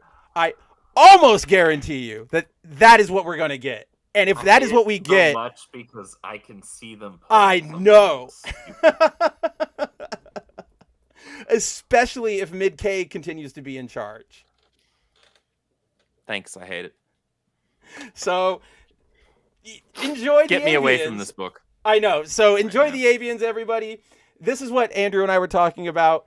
This is easily the worst issue of Gale's run, but it doesn't feel like any of the actual plot points were written by Gale, because for all of her failures, introducing, oh, you're actually a super powerful race and you just didn't know it, you're a chosen one, that's not her style. She doesn't write like that.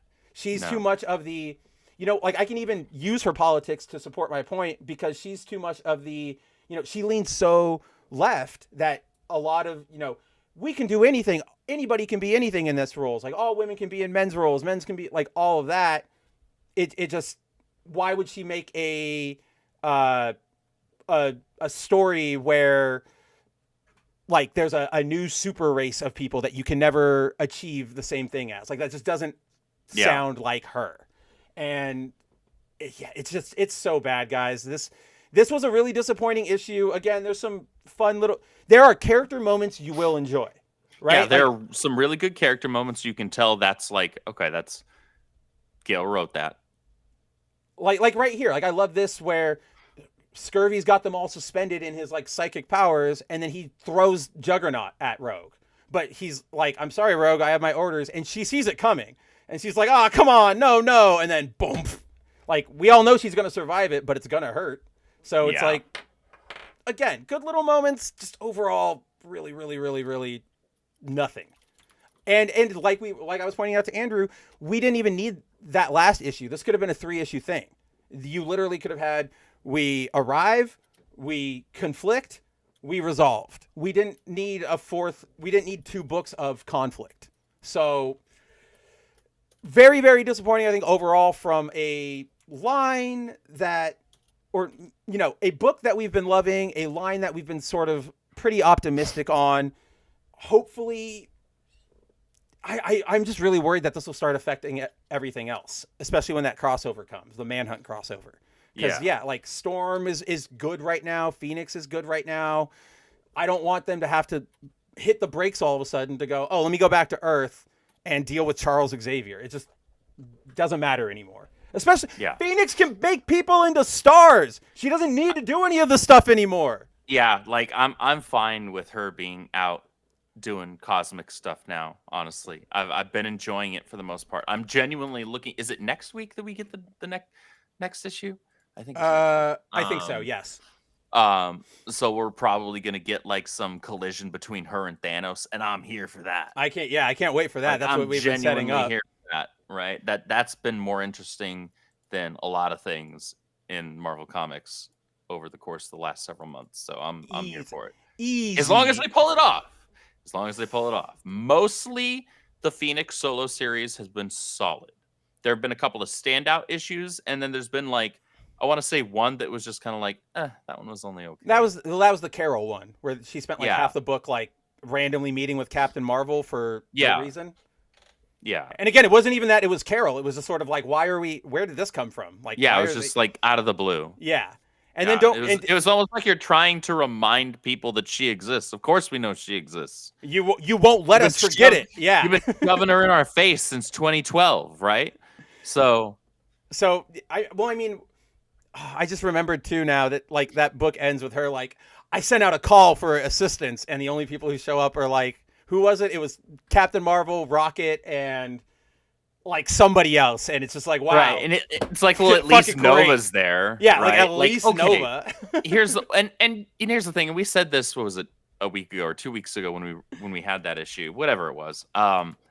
Having Carol there does make sense in terms of needing a powerhouse. Oh, it's Sif. That's who it is. It's Sif. That's who it was. That's right. But okay, just go with the trio. Gimme Jean, Carol, and Richard. That's it. I don't know why you need. I don't know why you need Rocket or Sif here. Sif, she's no slouch, but like she's not on the same tier as in terms of power scaling as freaking Nova, Phoenix. This is not Ultimate Marvel. Sif, who is actually like a Thor level power. Yeah, this is just Sif, who is an incredibly skilled and powerful warrior, but she's like, if you wanted this to make sense, give me Thor instead. Right. Again, I find it funny that she says, like, I sent out a big old signal and these are the only 3 people who responded. Like, not even like hope wherever she is nowadays. Okay, I promise this is going to be the last like hit on this stupid point, but Timon brought this up and maybe we'll get other bird-like cosmic forces. I'm like, I don't want it, but I'm like, I remember what DC recently did with all the forces, so I'm like, it's not out of the realm of possibility. So right now we have to just kind of keep hoping that McKay can avoid his worst tendencies, but I'm genuinely not optimistic. So I've gone from like being very happy whenever an X book comes out to being like, okay, is this going to be it again? Like, yeah, actively waiting for the shoe to drop instead of sort of assuming, oh, it'll come eventually. I think since it looks like the teams are splitting off again because we're out of the Graymalkin stuff, I think Uncanny is likely going to go back to being like one of the strongest books that we read, right? Oh yeah, once we get away. But then from everything else is probably going to be more along lines of the same. Like we're gonna each time a mid K book drops, we're gonna be like, okay, well, guess we're reading this. What do we have? What do we have now? Okay, right? Show me what you got. Which is, I guess, at least a step up from exceptional. Which I want to drop so bad. I really want to drop it so bad, but I have to at least finish the first arc. We'll finish out this first arc and watch the last issue of the arc be like amazing, and so we go, oh no, do we keep going? I guess I'll try issue 7 or whatever, and then it's terrible again. So dirty. That would be so dirty. I would hate them forever. I know you would, but you'd also be like, I hate you so much. Here's my damn $7. Give me that foil cover. Just whatever. Just give it to me. Yeah. But yeah, that's Phoenix. That's the current state of the X books. It is not entirely optimistic. It's not fun. Hopefully the other solo books stay great. Hopefully we get back to a return to form with Gale, and we will keep you posted on how stupid this entire avian development goes, because there's no way this turns out as anything other than a disaster. And if it does, I don't know. We'll let you know. We'll let you know. I don't know how they're going to pull it off. Marvel, if it turns out that you actually like pull it off like perfectly, I will go out and I will buy like all the X-Force, all the X-Factor, all the Sentinel books. Like, I will do that for you. I will eat my words. I know. That's how confident I am. I am so confident that there's no way this ends in anything more than like, ugh. So we will see. Hopefully it doesn't come to that, because that is going to be quite a hefty haul if it does. Yeah. But with that, it's probably a good time to say goodbye to the mutants. And let's see. I guess we can hit this one really quick. I don't really have a lot to say on it, or I probably will end up having a lot to say on it, even though I didn't really care about it. But let's check in on Spider-Man. Let's see how he's doing over there.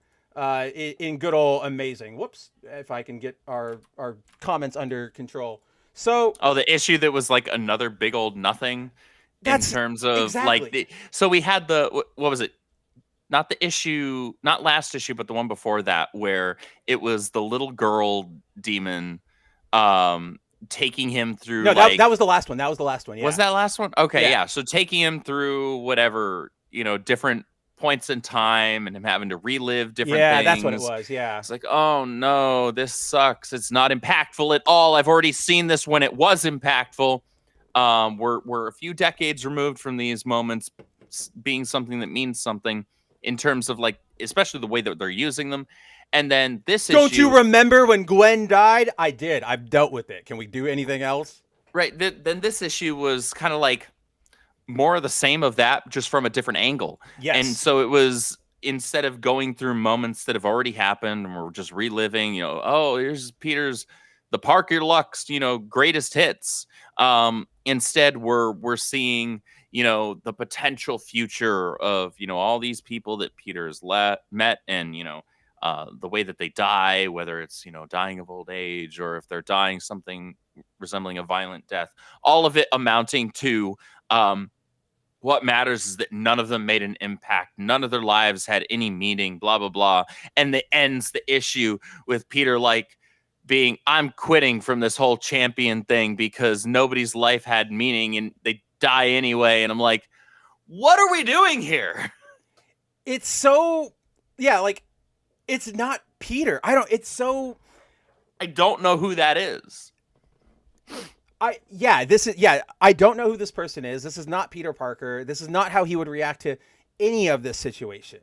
And so, like you said, we're basically doing the last issue in reverse, which is really disappointing. And it's also again, Peter realizes. So the entire thing that they're trying to do here, or the what's her name, whatever the son of, I'm gonna get it, Sidorak. I got it right this time. Yeah, that's the one. Yeah, Sidorak's daughter here. She, like Andrew said, takes Peter through his potential futures, and he sees all of his friends and all of his allies how they die. And the lesson is death is inevitable, and none of them will really leave a lasting impression because we eventually all fade away. And that's what breaks Peter, and that's what makes him go, "Oh, I can't do this anymore." But it's I feel didn't we all have this moment when we were 19 or 20? Right? Oh my God, we are all going to die someday. Thousands of years will pass and nobody will remember what I feel did. like this is way too late in Peter's life, as well as character history, to try and present an existential crisis about the meaning of life and whether or not we leave an impact after we die.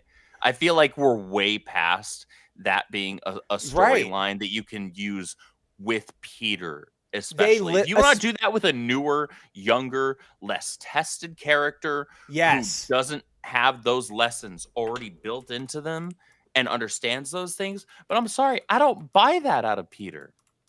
No, you can't convince me that this actually affected him. When he was kind of initially, the way that the issue, the first half of it goes, and he's kind of tanking it, and he's kind of quipping a little bit too, okay, wow, good for you. Boring. Yeah, I've already seen stuff like this.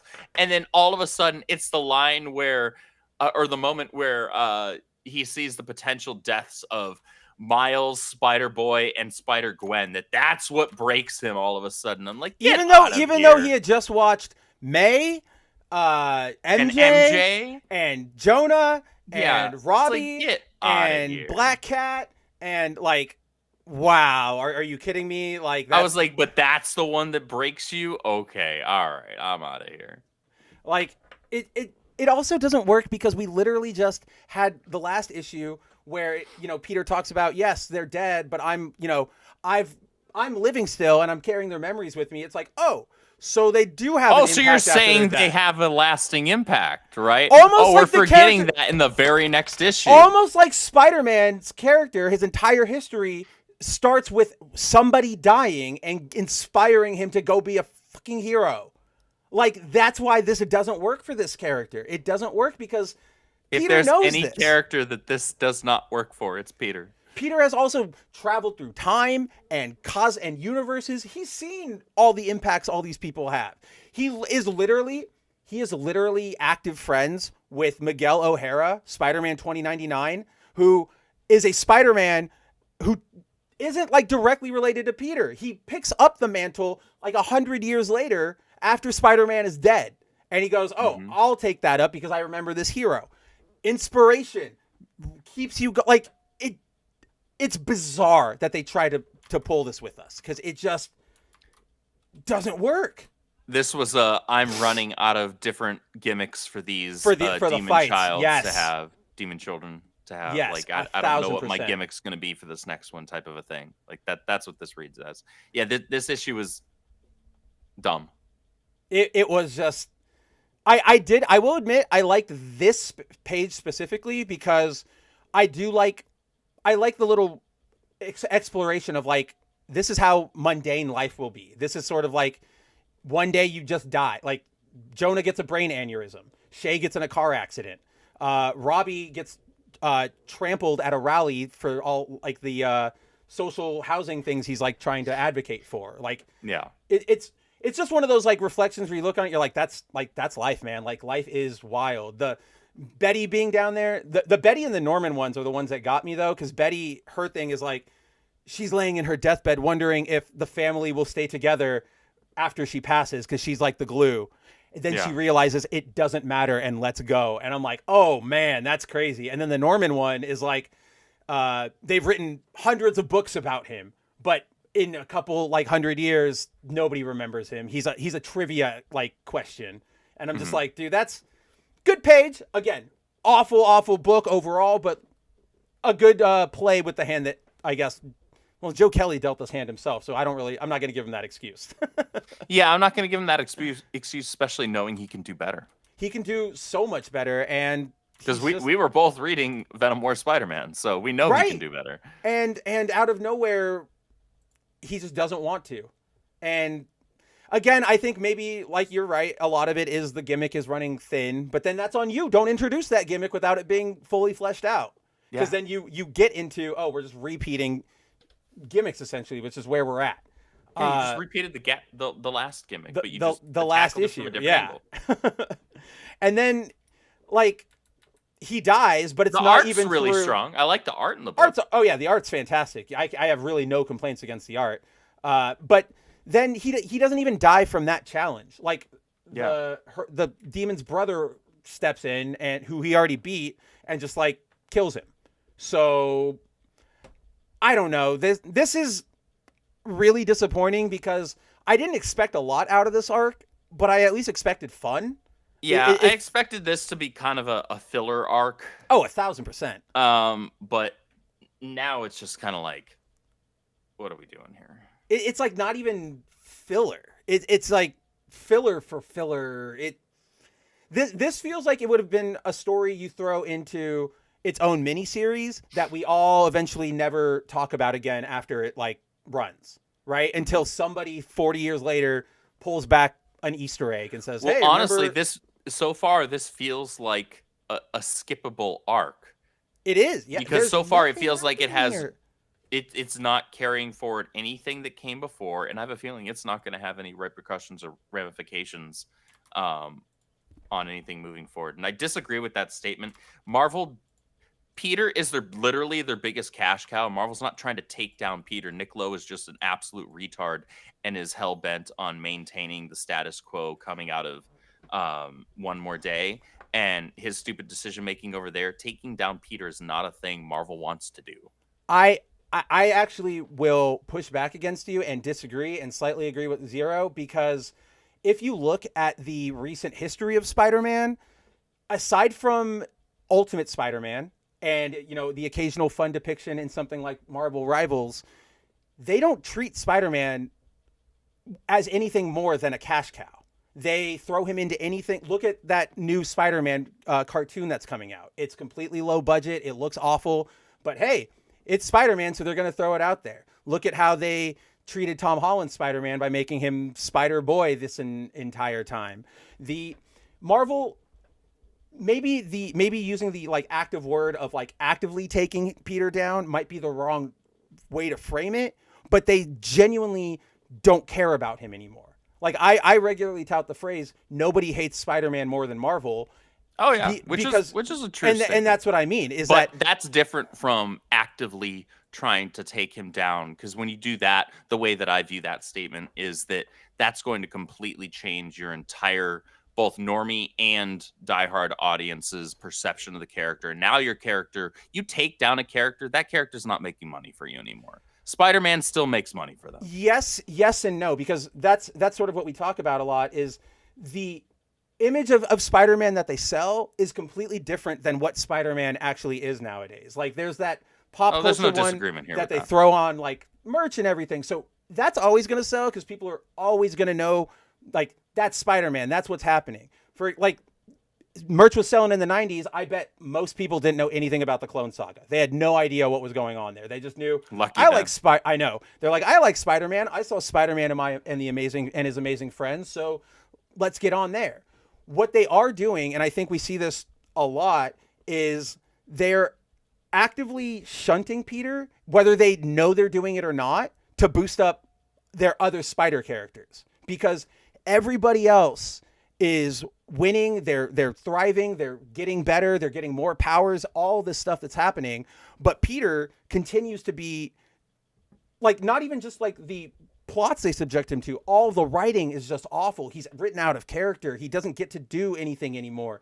People, it's just they don't want to put in the care for Spider-Man anymore. And for whatever reason that is, that's what's going to keep happening in the comic books and in the adaptations.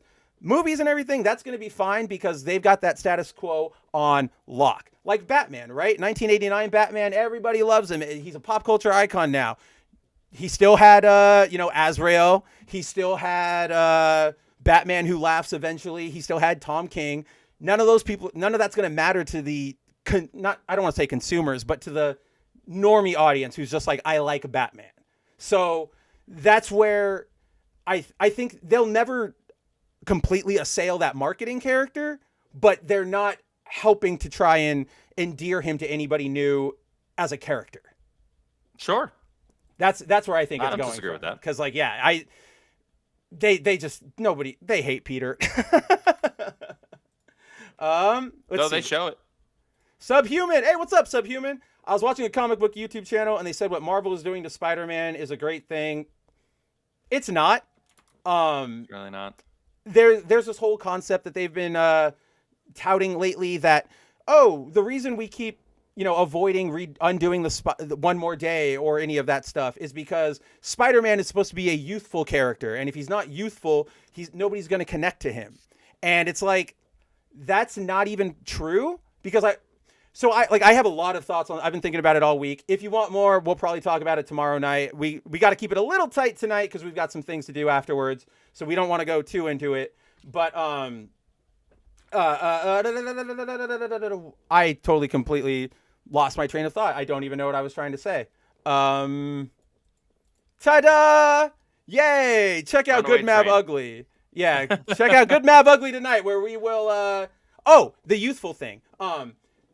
Just to kind of give you my short version of it, Spider-Man is not inherently a youthful character. He was a teenager for 3 years. Debuted in 1961, went to NYU in 1963, and other way around. 1963 debut, 1936 or whatever, he goes to NYU. So he was already a college age student for most of his run. The youth argument is dumb, but we can talk about that more later. That we don't need to hang out on Spider-Man's worst hits. That's a whole here. show. Yeah, this is really bad. Also, we do learn Miles's middle name, and I thought that was not, Gonzalo. It was just a thing that I noticed. I was like, oh, Miles Gonzalo Morales. That was the first time that I could recall hearing that as well. I was like, right? Was that already his middle name, or is this new? But I was just like, it's not bad, it's not good. I was just like, oh, hey, that's a thing. But let's, we've had a terrible Spider book. Let's hop over to arguably the best Spider book. Arguably, probably book of the week in general. At least, book of the week for sure. Book of the week for sure for me. I got the concept art cover, which I'm pretty happy about. Man, Dylan's the hero right now. He's amazing. Dylan. You can so tell that he is absolutely Al Ewing implanting the voice of the fandom, or even himself, just Dylan. Being like, I don't like this. We're going to talk about it. It's amazing. So we'll get into it. If you guys don't know what we're talking about, stay tuned for the recap. But as you guys might recall, All-New Venom, the entire premise is Venom has a new host. It is not Eddie Brock. It is not Peter Parker. It is not Dylan. It is question marks. We have 4 candidates that Marvel gave us: Madam Mask, Luke Cage, Robbie Robertson Sr., and Rick Jones, my man. So we currently do not know who Venom is. That's where the central plot is that everybody's trying to find out. So this issue opens with Venom taking on, or he arrives in Times Square because there is a villain outbreak happening, and it is the Death Throes, who are the oldest criminal, costume criminal organization in New York. They actually do exist. They're from the 60s. I don't know if they're actually chronologically the oldest, like in real life, but within Marvel, this is confirmed. So they weren't just like throwing them in there.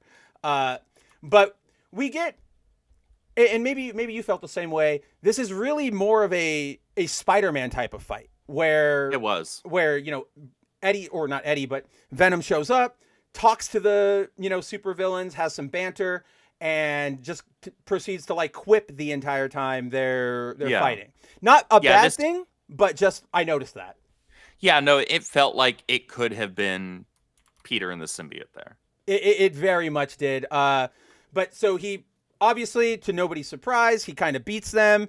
They throw a bunch of bombs into the crowd and they say, go find the real one, and they get away. But I really liked this page, by the way, where Venom lets his tongue out to eat the bomb. I thought that was hysterical. I did too. The way that he did that panel there with his head face going up. Yeah, that was hilarious. I was like, that really works. And then I also liked he's letting his tongue out and he's like saving the day, obviously, but there's still one guy in the crowd who's running. He's like, ew. And I'm just like, yep, that's humanity for you. Priorities. Mm-hmm. But yeah. From there, we get the introduction of Scar Squad 1, which are a team of symbiote hunters, essentially, who they come to capture Venom. From the federal government. They I don't answer questions. Am I being detained? Exactly. Venom, you should have said, where's my lawyer? I am traveling, not driving, is what you should have said. But... yeah, so they get into a fight. They attempt to capture him. Venom obviously kicks their butts. He eventually flees the scene, and they, go to regroup. Just one of those moments to introduce them. Not really anything happening. Not even a real good hint as to what might happen. This is just a setup moment. But I'm not gonna lie. There's something about these like green sexy lady outfits that is doing something to my brain, and I don't know what it is. Like the designs are solid. They're actually fairly simplistic, but they're solid. Yeah. No, I'm not complaining. They remind me very heavily of like Mega Man X designs. Yes, it doesn't hurt that the one dude literally has the Buster Cannon. Has a Buster Cannon. Yeah, I know. But I like seeing we all appreciate good looking ladies, even if they're completely green armor clad. And I was just like, hey. That's pretty cool. I don't know. But then after that, we get we check back in on our, I guess, quote unquote, heroes of Robbie and Luke and Rick. They're all still trying to figure out who is Venom, whether it's them, whether it is Madame Mask. And they do more, I think, very telegraph deflecting here. Oh, a lot. Where it's like you have... Robbie showing up last, right? It's like, and everybody's talking about, I don't have an alibi, or I don't have an alibi. It's like, all right, yeah, I get it. I don't think it's any of y'all. I feel like they're trying too hard. Yeah. Like to tell us like, oh, the mystery is in here. And I'm like, I still don't think it's going to be either of those four. It just doesn't feel like that's what's going to happen. No, it doesn't at all. Complete misdirection. But then after they meet, they start formulating a plan. It's time to check in on the book's third protagonist, if you will, Dylan, who, if you guys remember, after the events of Venom War... The actual protagonist.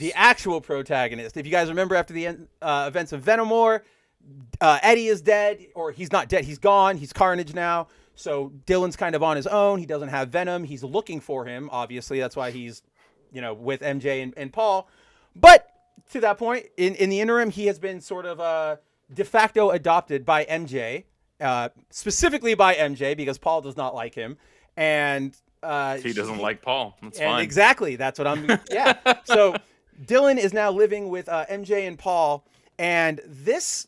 how many... it's like three pages. In 3 pages, Dylan absolutely steals the show. Absolutely, he gives voice to what we all... want. So and Al Ewing also leans into, I think, how the fandom views Paul in terms of just zero T soy boy. Yes. Just absolutely insufferable person, and he writes him exactly as such, and Dylan makes fun of him for it. Well, one of my favorite little subtle moments that people might not pick up on is So what happens here? They're having dinner. Dylan's sort of doing the, dick teenager thing, but it's really getting to Paul, right? You can tell It really is. he's very insecure about it. And so they fight for a second. MJ pulls Paul aside and she's like, you got to be nicer to him. Remember, he just saw all of this crap, and he sort of gets back at her. He's like, oh, so that means he can do whatever he wants. And they just start arguing. There's a moment here, at least in the beginning of the argument where MJ says, I'm sorry the traumatized child insulted your couscous. And Paul shoots back, of course, trauma, the magic word, or the magic word that means he can do whatever he wants. We have some of that ourselves, right? Mm-hmm. That right there is a very modern phenomena of people who think they know or think they understand like therapy speak and how therapy goes, but they end up, if you look, they're always centering themselves. They're not really thinking about somebody else. They're not here. Paul's not going, okay, I get that too. We also have can we talk about it? He's going, but me, I have trauma too. What about me? And it's like, you're the adult. This is not about you, man. Like, you need to grow up. We've all been in these situations. We've all been where we've had to deal with somebody who's either like a teenager or a snot, and it sucks. But we don't, adults don't just blow up at people. They either handle it or they ignore it. If they do blow up at people, they become lolcows. We make fun of them all the time because it's like, get a handle on yourself. Yeah, so, figure it out. You grown. It's pretty great. The rest of the fight is great too, because we've got Paul being like, oh, you'd remember we have trauma if you showed up to couples counseling. And she's like, I have, my superhero job.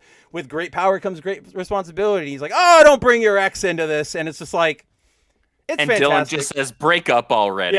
Yeah, break up already is what he throws to them. And it's like, mwah, like that was amazing. And then it's even more. So this is what's great, is that Dylan is both he's being a normal teenage shit, but he also is very aware of how to push Paul's buttons. Because right here, he's looking for Venom, and he's going through his phone, looking at abandoned buildings in New York, saying, if I were still with Venom, we would have gone to one of these. This is probably like a good lead to start with.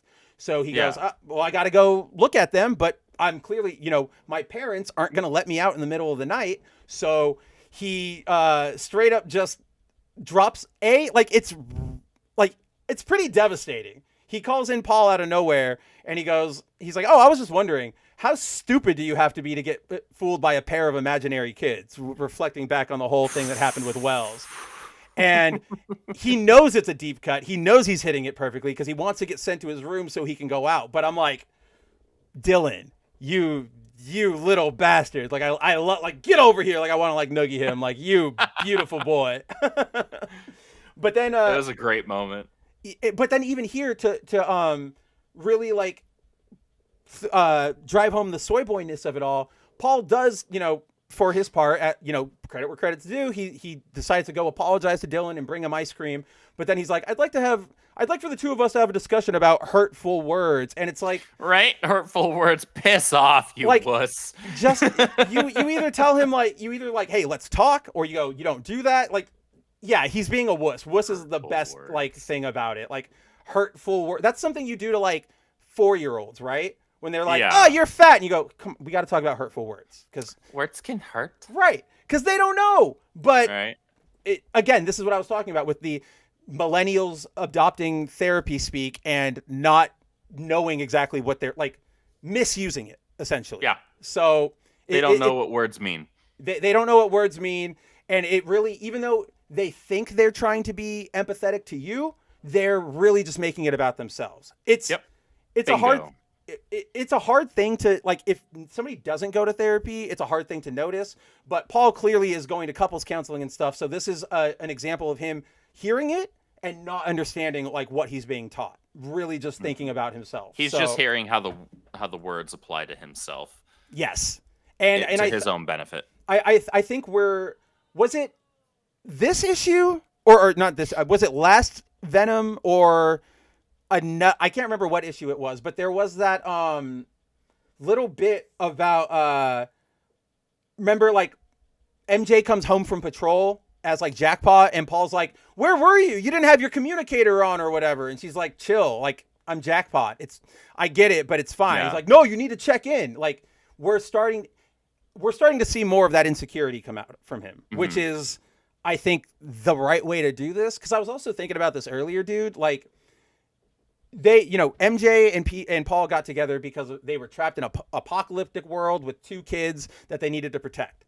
That's trauma bonding. That's not, ask anybody. Actual bonding. That's not actual bonding. And like, I don't know about you, but like I've heard all my life that if you make that connection in like tragedy, it's not really one that's going to last because you're really just connecting over that.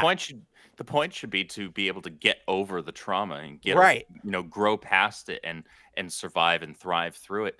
And so in order to do that, you need to get past the trauma. If that like bonding is built solely on that, guess what? The moment you get past that trauma, you're also past that person. Exact. Oh man, I am gonna clip that. That is put that on like a plaque or so. I don't know. That is words of wisdom from Andrew. I like that.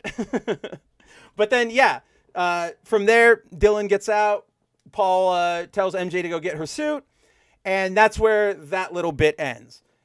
Best bit. Hopefully we see more of it. I feel like we're going to see more of it. Guys, nobody right now who has worked on Paul, except for like Nick Lowe and Zeb Wells, actually like that character. We've had, what's his name? Patrick Gleason, who was a main artist on the Wells run. He's been vocally clowning on him. He is just crapping all over it. I forget.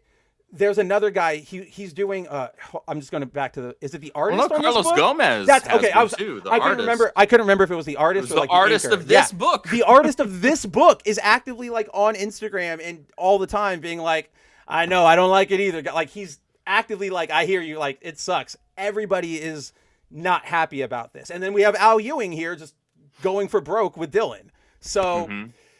Hopefully this changes things. I don't know if it will, considering it's Nick Lowe, but at the very least, we know somebody out there hears us, which, thank Ewing, you're the man. Just do not go full Ewing. But then, the book here, it really wraps up with all of the, AIM and the Mafia. They're all trying to find Venom because they think it's Madame Mask. So they're also staking out all these different warehouses and abandoned buildings in New York City. They happen to pick the exact same one as Dylan, which is where Venom also shows up to fight them. And we don't get much of the fight. We just have Venom breaking in. He gets shot in the face, and Dylan goes, "So it's not Luke Cage." And then we get to be continued. So we're still in the throes of the mystery, but I feel like over the course of the next couple of issues, we'll be checking off each one of these characters that were billed as the potential new Venom, right? So next issue we'll check off either Robbie or Rick or Rick, and then probably Madame Mask. Or I bet you Madame Mask will be the last one. I bet you that's the one they're going to be like, "It's her," and then, "Just kidding, we tricked you," or whatever. Yeah, and it's going to be whoever. I don't know. I don't think it's not going to be any of these 4. Now I want to bring what matters to me is that I think it should end up with Dylan at the end. Oh, I was telling you this on like when we were talking. Give Dylan the symbiote back. Let him be essentially like the skinny, like don't make him the buff Venom, but make him like a symbiote Spider-Man. Let it be red like his King in Black suit, and then give him the chains. Done. Yeah. Easy, simple design. He's gonna look great. Everybody's gonna love him. Even keep the hair. Yeah, you know what? I will allow it. The long hair. I will allow it. Keep the long hair like he had in Ebon War. In Ebon, I will allow it. You can do that, but though I will say, give him a proper mask though. I think they'd need to.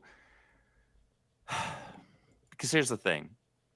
You have red and black. That's kind of Carnage already, even though he's mostly red. That's true. Eddie is the classic black with the white spider. I think him and Peter, go with like some sort of an amalgamation. That's because look, we just had the Venom War event. You know who else is black and red? Sliver. When she's on Natasha, I just remembered that. So So give him his own thing. I think keep the gold because that was supposed to be an important evolution for the symbiote, for Venom specifically. We don't know what it's done yet. Literally this whole event to get him to kind of evolve with this, right? So, okay, like you don't just like write that off. Keep that moving Yes. forward. Find a good way to implement that into his design. I love the design currently, but find a way to keep that gold and make it a more unique look for Dylan. Yes. When he gets the give him symbiote his back. own. He needs his own spider for sure. He doesn't need the big bulky one or Peter's. I don't know what it'll look like, but he needs his own like definitive symbol. This might be cool, and I just thought of this while you were talking about like keep the gold and everything. Like, what if he keeps like the Venom suit with the gold thing, but the gold thing, since remember in Venom War, like Venom or Carnage threw like the spear at him, he was able to like make the weapon, and that's what like hit him, and it like fell to the ground, and or the Necro spear. So maybe like the symbiote's shield is living metal too. So like, oh, sword, and the like symbol crawls up his arm and becomes the sword that has the gold whatever properties, and he still has the symbiote. Might be cool, just a visual thing. Don't really know how that would work with. Don't really know how that would work with actual powers and everything. But did it not play? Oh, it did play. Okay, thank God. Thank God. There was a slight delay, but it did play. So before we move on from this book, because we have one more book and then we'll wrap up. But I wanted to point this out to you because I don't know if it bugs you or if it'll have any other real like ramifications. He says, Dylan goes, oh, so it's not Luke Cage, but the symbiote's like manipulating the head, like nobody's getting hit. It's like, yeah, that was weird to me as well. goo. I was like, so am I supposed to believe that like in that next panel, then Dylan is looking at something that we're not seeing? Maybe. I noticed that and I'm like, Luke is bulletproof. It was a weird paneling choice. Yeah, so that's all I noticed. I just wanted to make sure you didn't have some like, oh, but remember, Luke has, this ability or whatever. I don't know why you of all people would. I'd probably be more likely to know a Luke like fun fact, but hey, you never know. Sometimes I do. So exactly. That's why we're a team. We can both lock down any. If we went to like a comic trivia thing, nobody's coming home. We've got this. But yeah, All-New Venom 2 so far still keeping solid. Yeah, Al Ewing, love you. Don't go full Ewing. Let's avoid going cosmic for this run. And I think we will be in a very, very good spot. Yeah. All right. So keep finally, Dylan clowning on Paul. Keep Dylan clowning. Paul can stick around as long as it's just to be the like punching. As long bag as for he's Dylan. the punching bag for Dylan, I'm okay with that. And totally break him and MJ up. Honestly, it might be a little messy to make it happen or like make it work in universe, but how fun would the dynamic of Paul and MJ broken up, but Dylan stays with Paul for whatever reason? I don't know like how it would happen, but like Dylan's living with Paul even though he hates Paul, so and he still wants to work with MJ for him. Yeah. It's amazing. Could be fun. Might be cool. But yeah, that from there, guys, let's I think that's all we have for Marvel this week. Let's hit probably the main DC book to talk about, the big one that dropped this week, and we can keep our schedule tight. But guys, we will close out tonight's show with Aquaman #1. Jeremy Adams, John Timms, their new run on Aquaman just dropped, part of All In. I don't know about our viewers, but if you are actively aware of like the comic book temperature among fans and stuff, this has been a book a lot of people have been like anticipating. I know you were super excited Adams. for it. Yeah. Shout out to Nick Weiser. He was super excited for it. This is, if you guys remember, this will be the first DC book he's bought in like 5 years because it is Jeremy Adams. So lots of big expectations for this book. Before we dive into it, no pun intended, what'd you think of it, Andrew? Overall. I enjoyed it. It didn't grab me as strong as like say Jeff Johns' Aquaman #1. Yeah. However, that's an extremely high bar. Yes. First off, I will, however, say that any subsequent Aquaman #1s that I have read since Johns, this one clears so far. Easy. So easy. it set up an interesting premise. I'm not like, oh my gosh, I cannot wait. I'm like, okay, let's see where this goes, right? I'm at least curious. I'm interested. John Tim's art is just so clean. He does Oceans really well. He really does. Like the art I know a lot of super that is clean. like computer assisted, but the way that's still talent, guys. You Yeah. you go try to make an ocean. I can't even do it. It's hard. I can't do that. And yeah, he draws really good water. Yeah. But yeah, guys. So obviously part of the all in line that DC is doing right now, Aquaman is back as the King of Atlantis. It's sort of one of those back to reset status quo books. Aquaman's been in a weird spot for the last few years. Post absolute power. Yep, post absolute power. So the biggest change is that if you guys remember at the end of Absolute Power, because Amanda Waller's Amazo stole a bunch of powers, when they got defeated, they gave them all back, but some of them got mixed up. One of those was Mara's, what do you call it? Like hydrokinesis. That's what it is. Yeah, so her Arthur got her hydrokinesis. Now, Yeah. remind me, did she lose hers, or did he just get like the same thing? She lost hers. Okay, so anybody whose power is gone is a Yeah. trade now. You didn't read it for good reason because it's actually kind of a boring like book up until literally the last page. But for example, Lois, they did the Superwoman special like 2 weeks ago. In that book, it reveals that her powers are Zod's. So like Zod is now completely powerless, and he's like, "Where the hell? What is going on?" Oh, so that's why she has the power. Yeah, she got Zods. Could be interesting. Might be cool to see where that goes eventually. He was waiting for the excuse. I was 4,000% waiting for that. But so, as we open this issue, we start with a very cool shot or a very cool scene of a plane crashing and Aquaman using it, or Arthur using it as an excuse to, or not an excuse, but as an opportunity to test his control of his hydrokinesis. Obviously, he's struggling with it, which is, I like that he's not completely great at it at first. But I also like, I'm going to piggyback on that and say that I like that Jeremy Adams also wrote in Mara's character here that's like, yes, he has Arthur say, yes. I know what you're talking where about. Mara says, right she here. basically says, yeah, would have done the same thing for me, and she's somebody who understands these powers because these were her powers for the longest time, right? So that to me was Adams like without having to degrade Mara, right? That was Adams elevating Arthur. I agree. Imagine with that 1,000%. I know, right? A male character got a boost without like insulting or destroying the other female character. They told me it couldn't be done. They said it never could happen.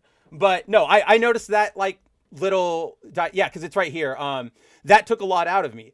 I can imagine, even at the height of my powers, what you did would be challenging. It's too bad this is just the start of your day. And I'm like, wow. Like, again, which, like, not to say Mara's not powerful, but Aquaman's Aquaman. Like, he's the damn king. He should be the most powerful. But, to sell it, he's not great at it yet. Yes, he's able to pull that off, but holy crap, was it, like, look, it comes down to the wire.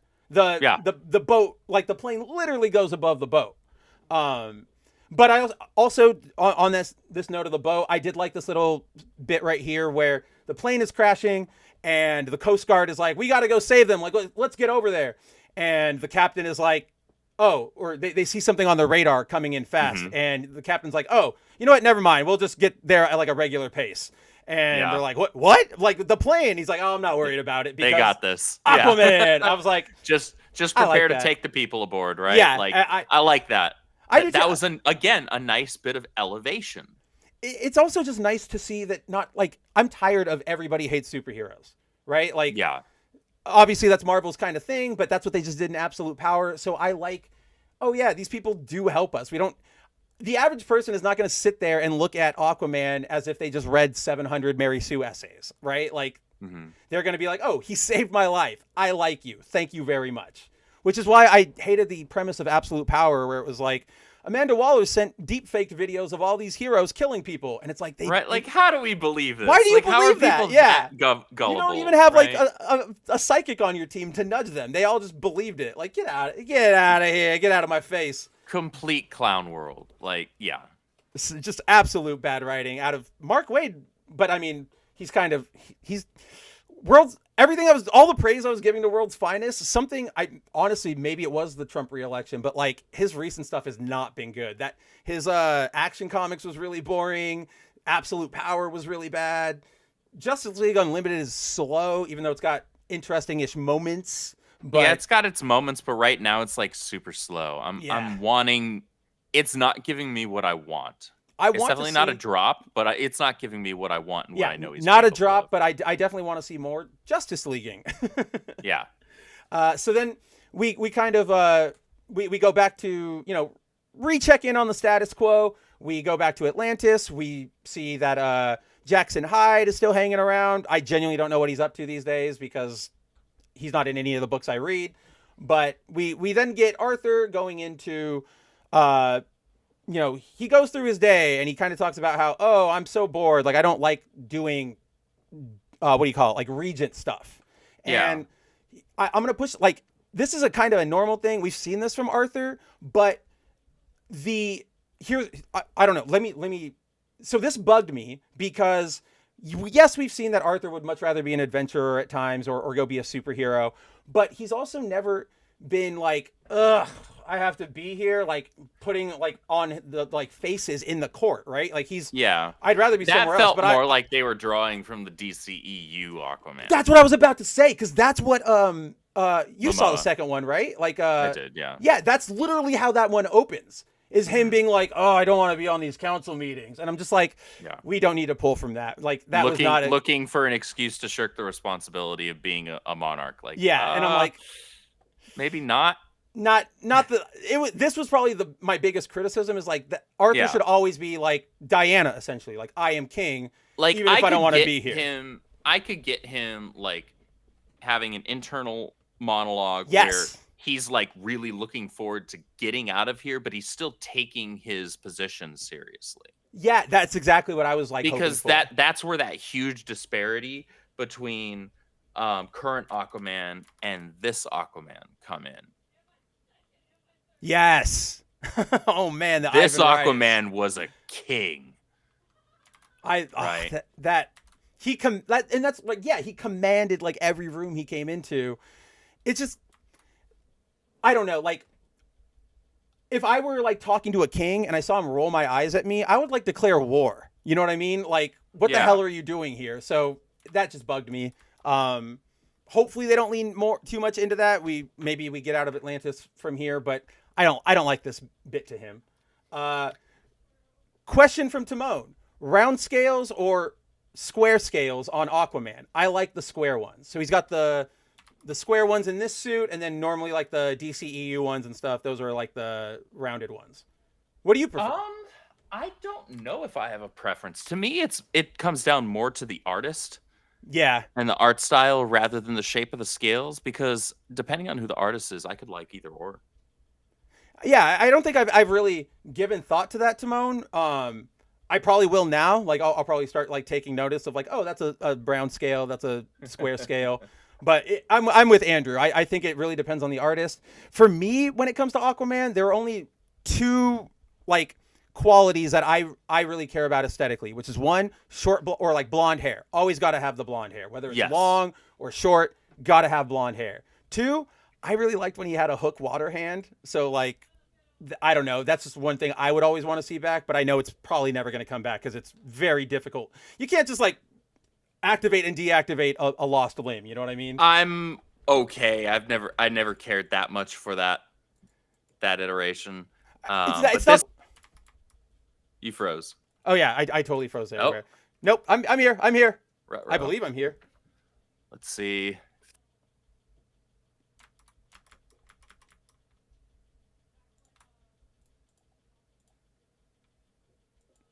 Let's see if it was me or if it was him. No, it was me. It was me. It was me. It was me. It was me. It was me. It was me. Oh, right. Whoops. I'm stupid. Yeah, whoops.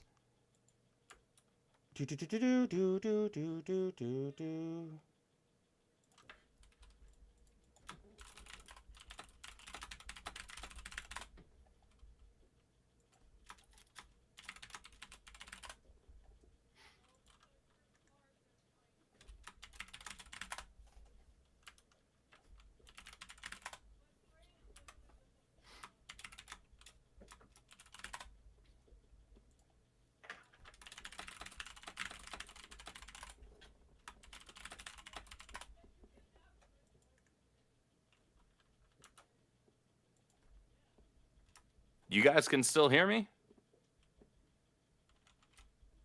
Hold on.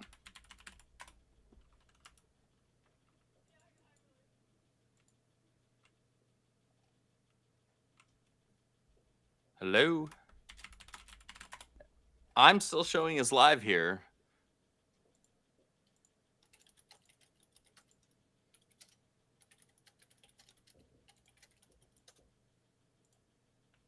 Let me know, guys, in the chat. I know there's a bit of a delay. Am I back? Am I back? Am I back? You're back. Nice. All right. I have no idea what was up with that. Video decided it wanted to fart on us, but We're almost wrapped anyway. Yeah, we're almost wrapped anyway. At least it waited to the end. I know, till the very end. Yay! Conroy's got us. Hello, you back? Thank goodness. One, yes, that is my So, I just wanted to clarify something. It's not that I like that interpretation of Aquaman specifically. My favorite is your one, is the New 52 one. I just like the water hand. You like the idea of having the yeah. Okay, that's all it is. I'm not a fan of the design, but I get it. I think it's cool to use water, turn it into a hand. That's all. But yeah, I'm right there with you. That New 52 one, that Jeff Johns one is really where it hits home. So then, to wrap this up, we get a giant water kaiju fighting, or it attacks Florida. Aquaman shows up to fight it. He eventually fights it back using the I think he's using the hydrokinesis that he uses the hydrokinesis here to disperse it, which is kind of cool. Yeah. And then while he's gone, he something happens in Atlantis, and this pearl item, which it's a very kind of deep cut. It's from Flashpoint Beyond. It's from it's made a couple cameos here and there. You might remember it, Andrew. It was in Flash War. It's a pearl full of big old magic that nobody really knows what is happening yet. But we still don't know, but it blew up and took all of Atlantis with it, all of the people, all of the buildings. Arthur goes to the Justice League for help. They all kind of determine that, they're probably not dead, but we need to go find them. So they go out on this, mission, and they find a gate where it's sort of like the pearl is like a hot and cold thing, right? The closer you get, the more it starts shaking and giving off energy. So they follow it to this gate. They throw it in. It activates. And Aquaman says, all right, guys, Batman, Wonder Woman, I'm going to go take care of this. And they go, Godspeed. And, do your thing. And he shoots through, but he shoots through before it finishes sort of assembling.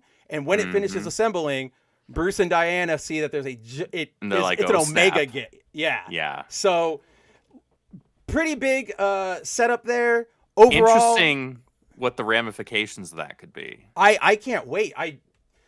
Even if it's something as simple as the story takes place in Apocalypse's oceans. We've never seen Apocalypse's oceans. No, Holy crap. we haven't. That's something new. Yeah. Let's see what happens. So overall, aside from that very dumb we're taking from the DCEU, super solid issue. The difference between this issue and what was that other first that we read this week that we were Magic.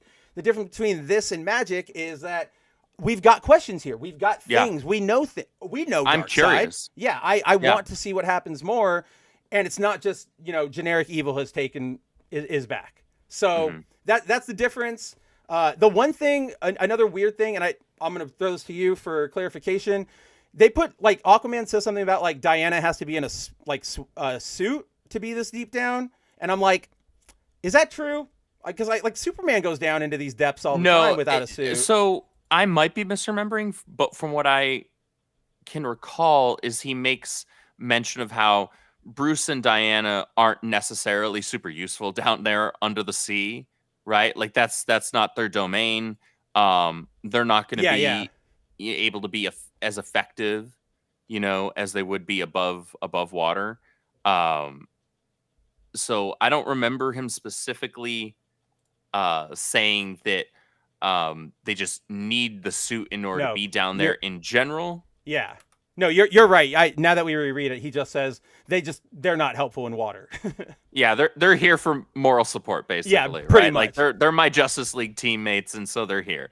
That's basically what that. Which makes sense. Especially Bruce. He's not going to survive down here.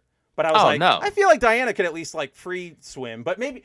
Yeah, she could. But as far as like being super effective underwater that deep down, I could believe that like that's not her domain, right? And then so he gives him the suit to like help boost her like capabilities underwater. Now I get it. Now I'm okay with it. Because at first I was just like, she can survive. This is dumb. Yeah.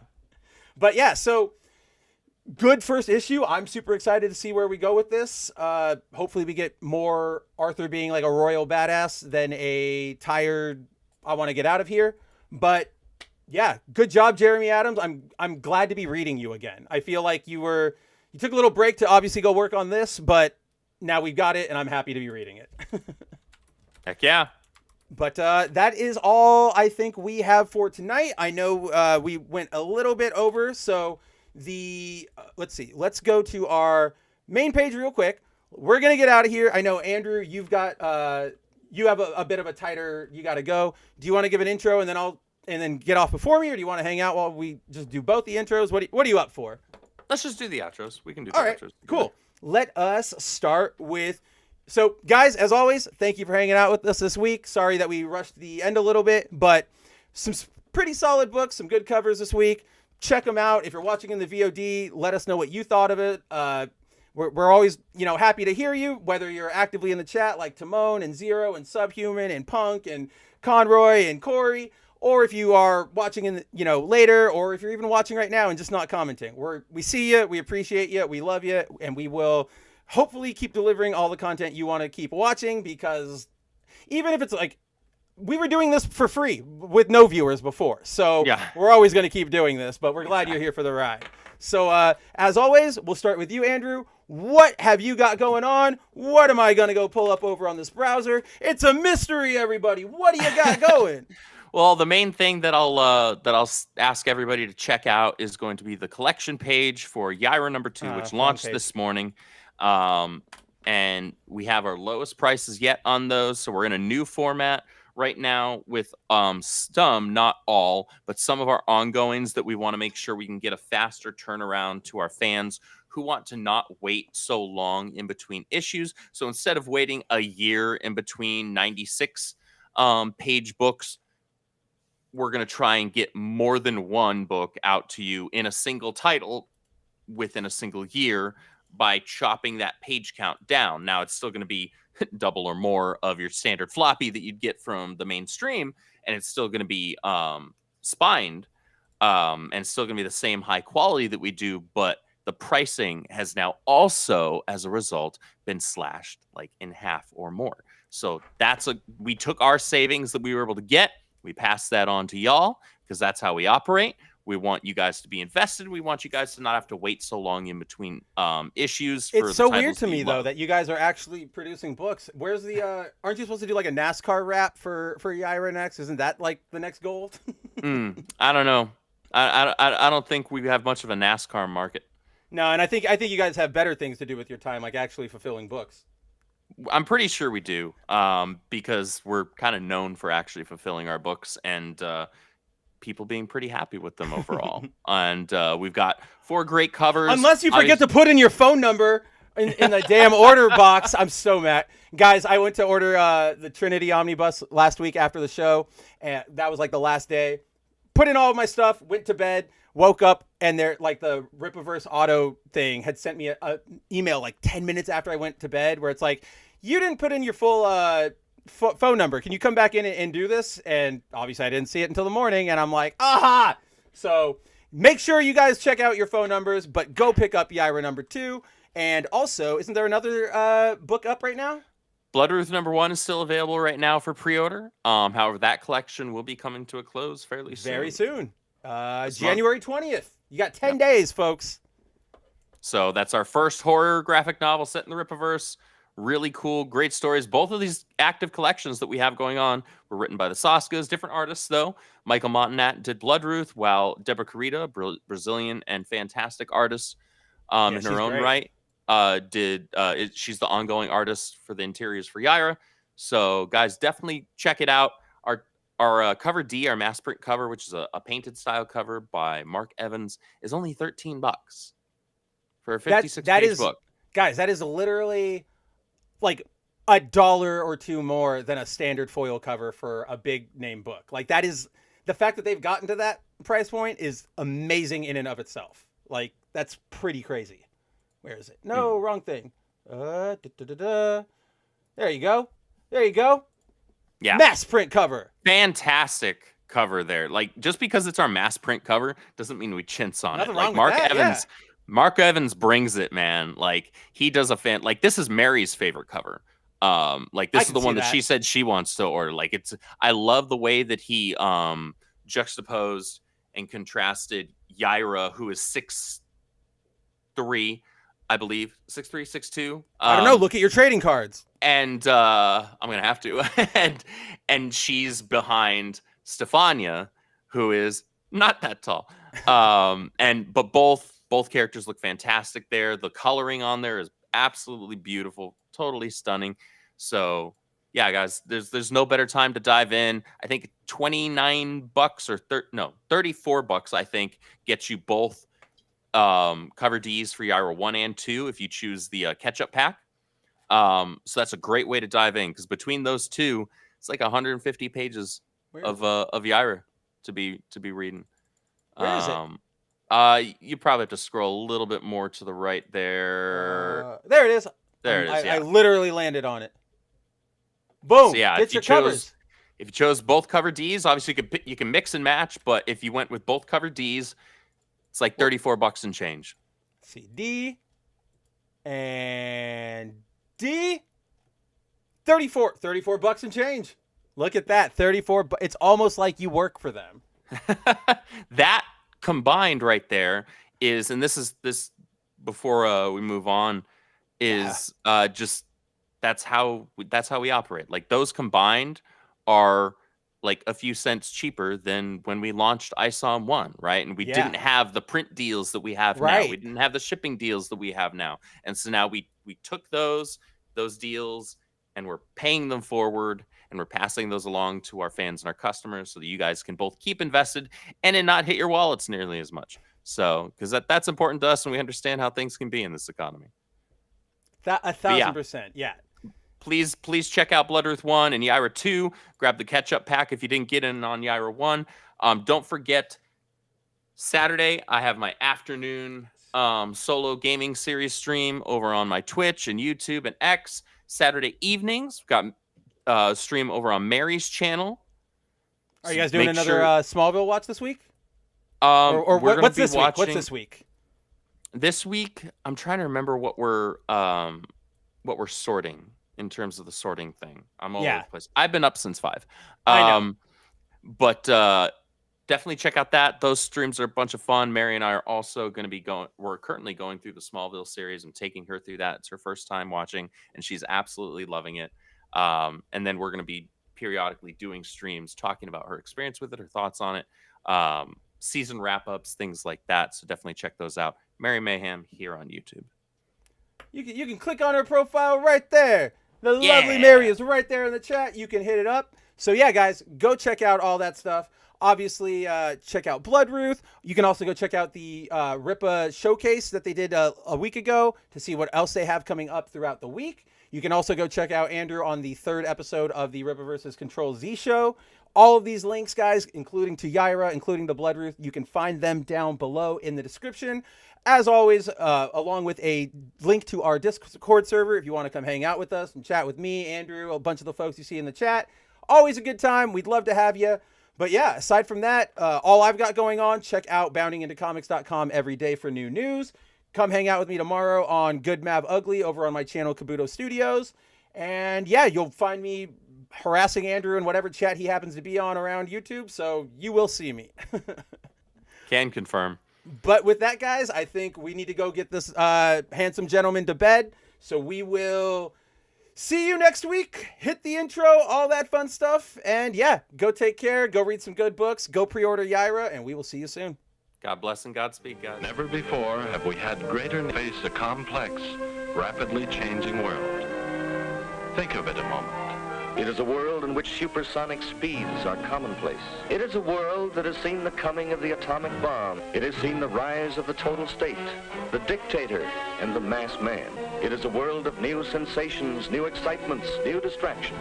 So much to be learned by so many in so little time.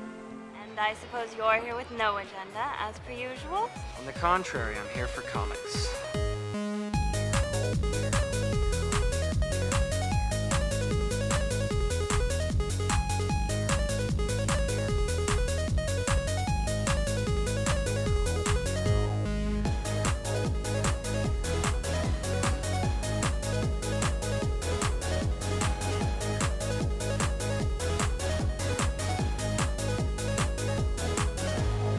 How's your comic book collection, Brody? Oh, it's going good, but I've been...